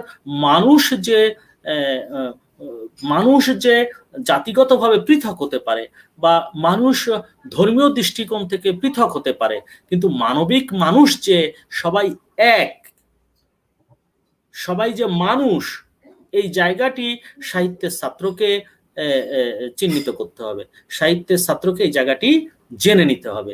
এই জানানোর জন্যেই, বা এই সুযোগটি তৈরি করে দেওয়ার জন্যেই এই জাতীয় পাঠ্যক্রমে এই জাতীয় বিষয় অন্তর্ভুক্ত করার চেষ্টা করা হয়েছে। এবং ভবিষ্যতে তো আমি বা আমরা এমনও তো ভাবতে পারি বা ভেবে দেখতে পারি যে আদিবাসীদের নিয়ে, আদিবাসী বলতে প্রায় 40 অর্থ আমি আমার কথায় উল্লেখ করেছি, অনেক বড় একটা বিষয়, কিন্তু এদের এদের এদের জীবন জীবিকা, সাহিত্য, সবকিছু নিয়েই কিন্তু একটি সাবজেক্ট, স্বতন্ত্র একটি সাবজেক্টই বাংলাদেশে খোলা যেতে পারে। হ্যাঁ, কারণ এই দেশের মানুষ, এই দেশের আদিবাসীদের এই দেশের জন্য অনেক ভূমিকা আছে, মুক্তিযুদ্ধে ভূমিকা আছে। ফলে এই যাবতীয় বিষয়গুলো যদি আমরা বিবেচনায় নিয়ে আসি, তাহলে মানে বিদেশেও যে এই জনজাতি যারা বৃহৎ বৃহৎ জাতি হিসেবে অন্যান্য দেশে আছে, সেখানেও যাতে আমাদের বাঙালি এবং অন্যান্য জনজাতি সবাই যাতে কর্মক্ষেত্রে সুযোগ পায়, সেটি নিশ্চয়ই ভালো হবে, খারাপ হবে না। না, অবশ্যই না, ওইটা এখন আমি এটাই বলতে চাচ্ছি যে বাংলাদেশের বাংলা সাহিত্য, তো অবশ্যই বাংলা সাহিত্য বললে আবার শুধু বাংলাদেশের সাহিত্য, বাংলাদেশের যে বাংলা না, পশ্চিমবঙ্গের, ত্রিপুরার, আসামের, ঠিক তেমনি যদি হ্যাঁ, আর যদি বলি যে বাংলাদেশের সাহিত্য, যদি বলি আমরা যদি ভৌগোলিক বা রাষ্ট্রীয়ভাবে কথা বলি, তাহলে বাংলা ভাষার পাশাপাশি যে চাকমা সাহিত্য, আমাদের মণিপুরী সাহিত্য, ককবরক ভাষীর যে সাহিত্য, ওই সবগুলাকেই নিয়ে আসতে হবে। ওইটাই আমি যখন বিশ্ববিদ্যালয় বা আমার মানে কর্মজীবনে প্রথম থেকে আমি এটা বলে আসছি। সৌভাগ্যক্রমে আমিও এডুকেশন বা শিক্ষা মানে জাস্ট কারিকুলাম ডিপার্টমেন্টে কাজ করছিলাম, তো ওইখানেও দেখে আসছি আর কি। তো এক ধরনের ওইটা মানে আমরা ঠিক কিনা মানে ইজ কাইন্ড অফ হ্যাঁ, অজ্ঞানতা বলি বা আমাদের এর মধ্যে একটু কম ঘাটতি ছিল জানার মধ্যে। তো যাই হোক, এখন ছাড়া বাংলাদেশেই পাশাপাশি আমার বিশ্বেও দেখি যে, এখানে এসেও আমি কানাডায় এসেও দেখি যে কানাডিয়ান লিটারেচার বলে শুধু ইংরেজি না, মানে ফ্রেঞ্চ আছে, তারপরে এখানকার যে বিভিন্ন যে ভাষী যে মানে এখানে আমরা নেটিভ, আমরা যেটা বলি আর কি, যে আমেরিকান ইন্ডিয়ান বা ফার্স্ট নেশন বা ওরা ইন্ডিজিনাসও বলে, তো ওদের যে সাহিত্যগুলো কিন্তু আলাদা একটা জায়গা দখল করে আছে। ঠিক তেমনি ইন্ডিয়া, আমরা যদি ভারতের কথা বলি, ভারতেও যে ভারতের মূল হিন্দি ভাষার সাথে যে প্রাদেশিক বা মানে কি ভাষা আছে, ওইগুলোও আছে। তো যাই হোক, ওইটা নিয়ে অনেক আমরা কথা বলতে পারি। তো ওইটা নিয়ে হয়তো আরেকদিন আমরা স্যারের সাথে কথা বলবো। আজকে অনেক সময়ও চলে গেছে। এর মধ্যে মথুরাদা একটা কি দিয়েছেন, আমাদের বাংলাদেশের সাহিত্য মানে কেবল বাংলা সাহিত্য নয়, এই দেশের সকল ভাষার সাহিত্য, এই সাহিত্যের শিক্ষার্থীদের জানাতে হবে, অত্যন্ত যুগোপযোগী চিন্তা। Thank you. হ্যাঁ, আসলে আমি ওইটাই চাইছি। আমি বারবার এখানে এই কানাডাতে আসার পরেও আমি নর্থ আমেরিকায় যতগুলো বাংলা সাহিত্য বা বাংলার যে বইমেলাগুলো হয়, আমি ওইখানে গিয়ে হাজির হয়েছি। হ্যাঁ, আমি জানি যে আমাদের খুব বেশি বই নেই, আমাদের মণিপুরীদের বা চাকমাদের, ত্রিপুরাদের বা মান্দিদের খুব বেশি বই নেই, কিন্তু তারপরেও তো আছে, এবং আমাদের ভাষায় রচিত হচ্ছে, সেটা 1টা হোক, 2টা হোক, 10টা হোক, 15টা হোক, আছে তো। তো শুধুমাত্র বাংলাদেশের সাহিত্য মানে শুধু বাংলাই না, তো ওইসব সাহিত্য নিয়েও কিন্তু আমাদের যে যারা সাহিত্যের ছাত্রছাত্রী, তাদেরকে অবশ্যই জানা উচিত, জানাতে হবে। তো এই যে এটাকে স্যার যে উদ্যোগটা নিয়েছেন, অত্যন্ত কি বলে যুগোপযোগী, এবং ধন্যবাদ আরো। তো যাই হোক, আমরা সময় অনেক আমি আরেকটু যোগ করি, বলেন দাদা, আরেকটু যোগ করে দেই। সেটা হচ্ছে আমাদের বাংলা বিভাগের সহকর্মী বৃন্দ এই বিষয়ে অনেক আগ্রহী।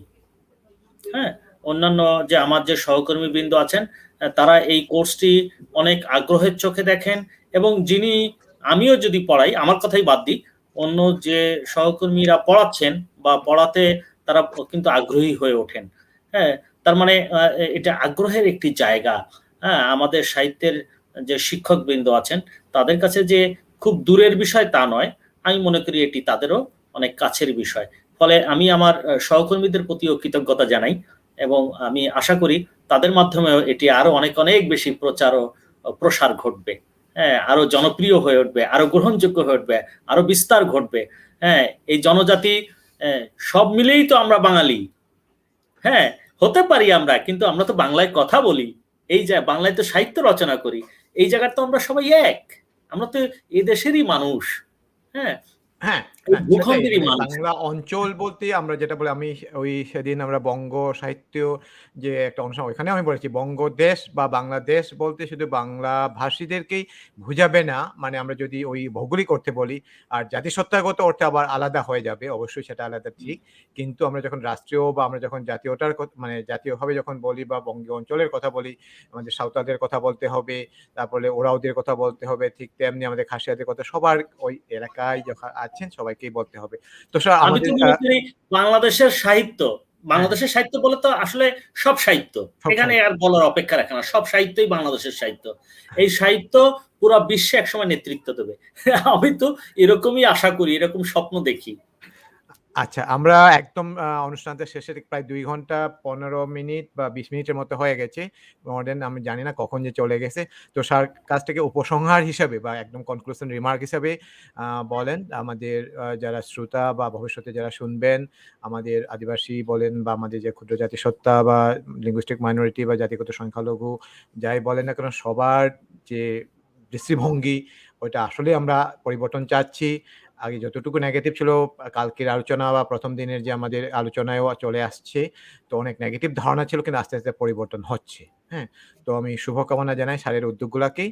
এখন আপনি একটু কনক্লুশন বা একটু উপসংহারে কিছু বলে আমরা অনুষ্ঠান আস্তে, আস্তে শেষে হয়তো আমরা মথুরাদাকে বোর্ড অফ থ্যাঙ্কস মানে যে আয়োজনের পক্ষ থেকে উনি হয়তো শেষটা বলবেন। আপাতত আপনার কাছ থেকে আমরা উপসংহার হিসেবে কিছু জানতে চাচ্ছি। ধন্যবাদ স্যার। ধন্যবাদ। বাংলাদেশের আদিবাসী সাহিত্য অনুদ্ঘাটিত এক গোপন ঐশ্বর্য। মাসব্যাপী এই যে ভার্চুয়াল আদিবাসী সাহিত্য অনুষ্ঠান বা সাহিত্য চর্চার আয়োজন করা হয়েছে, এই আয়োজক কমিটির প্রতি আমি অনেক অনেক অনেক কৃতজ্ঞ। আমি আমি সাধুবাদ জানাই। আমি বিশ্বাস করি এই চর্চা থেকে অনেক কিছু, অনেক রহস্য, অনেক অনুদ্ঘাটিত বিষয় উন্মোচন ঘটবে। শুধু বাংলাদেশের সাহিত্যই নয়, বিশ্বের সাহিত্য এতে সমৃদ্ধ হবে, বিশ্ব সাহিত্যে সংযুক্ত হবে। মানুষ হিসেবে আমরা মানবিক মানুষ হয়ে উঠব। পৃথিবীর যে দেশের সাহিত্য যত বেশি সমৃদ্ধ, সেই দেশ কিন্তু দীর্ঘকাল পরিচিতি পেয়ে এসেছে। সেই কোনো দেশের মেরুদণ্ডই হচ্ছে সে দেশের সাহিত্য, সমাজ, সংস্কৃতি। ফলে এই সাহিত্য সংস্কৃতিকে যদি আমরা ভালোবাসি, আমরা যদি নিজেদের মানে আপন করে নেই, নিজেদের মননে যদি এই সমস্ত সাহিত্যকে যদি এক করে নিতে পারি, এবং সাহিত্যের মধ্যেই যে মানবিক গুণাবলীগুলো সাহিত্যের মাধ্যমেই যে অর্জন করা সম্ভব, এই বিষয়টি, এই সত্যটি যেন আমরা অনুভব করতে পারি, এই সত্যটি যেন আমরা প্রত্যেকের জীবনে গ্রহণ করতে পারি, অনুধাবন করতে পারি এবং প্রায়োগিকভাবে এটি যাতে কাজেও লাগাতে পারি, তাহলেই প্রকৃত মানুষ হওয়া সম্ভব। মানবিক মানুষ বলতে যা বোঝায় তা হওয়া সম্ভব। আমাদের পূর্ববর্তী যে সমস্ত মনীষীবর্গ ছিলেন, তাদেরও এই প্রচেষ্টা, এই যাত্রা এমনই ছিল। এই যাত্রা অব্যাহত থাকুক, বিশ্বের সকল মানুষ শান্তিময় পরিবেশে থাকুক, সমস্ত জরাজীর্ণতা দূর হোক, কোভিডের এই ভয়াবহ পরিস্থিতি থেকে পৃথিবী আবার সুস্থ হয়ে উঠুক, পৃথিবীর সব মানুষ এক মানুষে পরিণত হোক, এক জায়গায় এসে দাঁড়িয়ে যাক, জাত পাত ধর্ম বর্ণ নির্বিশেষে মানুষ শুধু মানবিক মানুষ হিসেবে পরিচিতি লাভ করুক, এবং তা সাহিত্য চর্চার মাধ্যমেই একদিন সম্ভব হয়ে উঠবে, সেই প্রত্যাশা রাখি। আর যারা শুনছেন, আমরা সবাই সবার জায়গা থেকে সেই চেষ্টাটি করে যাই। নিশ্চয়ই মানুষ হিসেবে মানুষের প্রকৃত অর্থ সেদিনই প্রতিষ্ঠিত হবে। ধন্যবাদ সবাইকে। Thank you sir. আমরা এখন মথুরাদার কাছে যাচ্ছি। মথুরাদা, আপনি জাস্ট 2 মিনিট একটু শেষ করব। আচ্ছা, আসলে আমার যা বলার মোটামুটি গেছি। আমি স্যারকে আবারও কৃতজ্ঞতা জানাচ্ছি এবং ধন্যবাদ জানাচ্ছি আমাদের হামুন প্রমোদ দাদা। আপনি অনেক সুন্দর একটা আয়োজন শুরু করেছেন এবং এটি আমাদের সারা আমাদের বাংলাদেশের যে বিভিন্ন আদিবাসী জনগোষ্ঠী রয়েছে তাদের ভাষা এবং সাহিত্য বিকাশে এটা বিশেষ অবদান রাখবে। আসলে বাংলাদেশ একটি বহুজাতির দেশ, বহু সংস্কৃতির দেশ। আমাদের যে এই যে দেশে ভাষাগত বৈচিত্র্য, সংস্কৃতিগত যে নানা রূপ আছে বলেই বাংলাদেশ কিন্তু এত সুন্দর। এই সৌন্দর্যকে আমাদের মহিমাময় করে তুলতে হবে।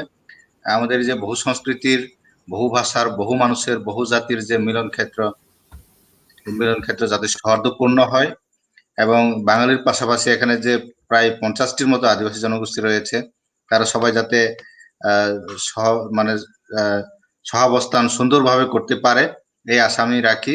এবং এখানে শুধুমাত্র জাতিগত সহাবস্থান নয়, সাংস্কৃতিগত, ভাষাগত সব দিক দিয়ে আমাদের ইভেন রাজনৈতিক ভাবেও যাতে সুন্দর সহাবস্থান তৈরি হয় সেটা আমাদের কামনা। এবং যে কোভিডকালীন সময়ে আমরা সবাই যার যার মতো যার যার জায়গায় এখন কোণঠাসা অবস্থায় রয়েছি। আমি আশা করি যে খুব দ্রুত আমরা এই জায়গা থেকে বের হয়ে আসতে পারবো এবং কোভিড-19 যে প্রাদুর্ভাব, যে ভয়াবহতা, এখান থেকে আমরা সবাই মুক্ত হব একদিন, এই আশাবাদ ব্যক্ত করছি। এবং আমাদের কোভিড হয়তো অনেক নেগেটিভ আমাদের জীবনে নিয়ে এসছে, কিন্তু অনেক পজিটিভ দিকও নিয়ে এসছে। তার মধ্যে হচ্ছে আমাদের আচরণগত অনেক পরিবর্তন এনেছে, স্বাস্থ্যগত আচরণে, এবং আমাদের বিশেষ করে ডিজিটাল প্ল্যাটফর্ম ব্যবহার করে আমাদের যে জ্ঞান চর্চার ব্যবস্থাকে অনেক এগিয়ে নিয়েছে এই কোভিড। তো এই কারণে কোভিড এর যেমন নেগেটিভ দিক রয়েছে তেমনি অনেক ইতিবাচক দিক আমি মনে করি। তো এই ইতিবাচক দিকগুলোকে কাজে লাগিয়ে আমরা আমাদের ভবিষ্যৎ প্রজন্মকে ভালো কিছু যাতে দিয়ে যেতে পারি এই আশাবাদ ব্যক্ত করে আমি আমাদের শ্রদ্ধেয় আজকের অতিথি ডক্টর জিএম মনিরুজ্জামান স্যারকে আবারও ধন্যবাদ এবং কৃতজ্ঞতা জানিয়ে, এবং আমি আবারও একটু উল্লেখ করতে চাই যে তার একান্ত প্রচেষ্টায় যে বাংলা যে বিভাগ যেটা রয়েছে আমাদের কুমিল্লা বিশ্ববিদ্যালয়ে, কুমিল্লা বিশ্ববিদ্যালয়ের বাংলা বিভাগে যে আদিবাসীদের মানে প্রান্ত স্যারের ইয়েটা মানে পুরো ইয়ের নামটা কিরকম জানেন, মানে প্রান্ত জনগোষ্ঠীর, প্রান্তিক জনগোষ্ঠীর সাহিত্য সংস্কৃতি, ইতিহাস, সাহিত্য সংস্কৃতি, সাহিত্য ভাষা নাকি স্যার? ইতিহাস, সাহিত্য, সংস্কৃতি, ইতিহাস, সাহিত্য, সংস্কৃতি। হ্যাঁ, এই যে ইয়েটা যে যে পাঠ ব্যবস্থা বা এটাকে কি বলবো যে একটা বিষয়সূচিতে তিনি অন্তর্ভুক্ত করেছেন, এটা সারা বাংলাদেশের জন্য একটু উজ্জ্বল দৃষ্টান্ত হোক এবং সকল বিশ্ববিদ্যালয় এরকম একটা জ্ঞান কাণ্ড যাতে তাদের বিভিন্ন বিভাগে রাখেন এই আশাবাদ আমি ব্যক্ত করছি। এবং আদিবাসী জনগোষ্ঠীর তরফ থেকে স্যারকে এবং স্যারের মতো যারা পজিটিভলি আমাদের দেশের যে সাংস্কৃতিক বৈচিত্র্যকে ধারণ করে যে আমাদের সাহিত্য সংস্কৃতির বিকাশে অবদান রেখে চলেছেন তাদের সবার কাছে কৃতজ্ঞতা জানিয়ে আমি আমার বক্তব্য এখানে শেষ করছি। ধন্যবাদ স্যার আবারও আপনাকে, এবং যারা আজকে সক্রিয়ভাবে আমাদের ফেসবুকে ছিলেন, বিভিন্নভাবে আমাদেরকে উৎসাহিত করেছেন, অনেকে আমাদেরকে মেসেজ দিয়ে বা নানাভাবে প্রশ্ন করে আমাদের সাথে থেকেছেন, সবাইকে আমি ধন্যবাদ জানাচ্ছি। এবং প্রমোদ দা, আপনাকে আবারও ধন্যবাদ, খুবই দারুণ নেতৃত্ব আপনার নেতৃত্বে আমরা ভালো একটা কাজ পাচ্ছি আমাদের সাহিত্য বিকাশের ক্ষেত্রে। ধন্যবাদ। থ্যাংক ইউ মথুরাদা, আবারও শুভেচ্ছা এবং অনেক অনেক ধন্যবাদ স্যার ডক্টর জিএম মনিরুজ্জামান। তো আজকে আমি আর কথা বাড়াচ্ছি না, অনেক রাত হয়ে গেছে, আজকের প্রোগ্রাম এখানেই শেষ করছি, লাইভ প্রোগ্রাম। তো ধন্যবাদ, আবার আগামীতে দেখা হবে। এই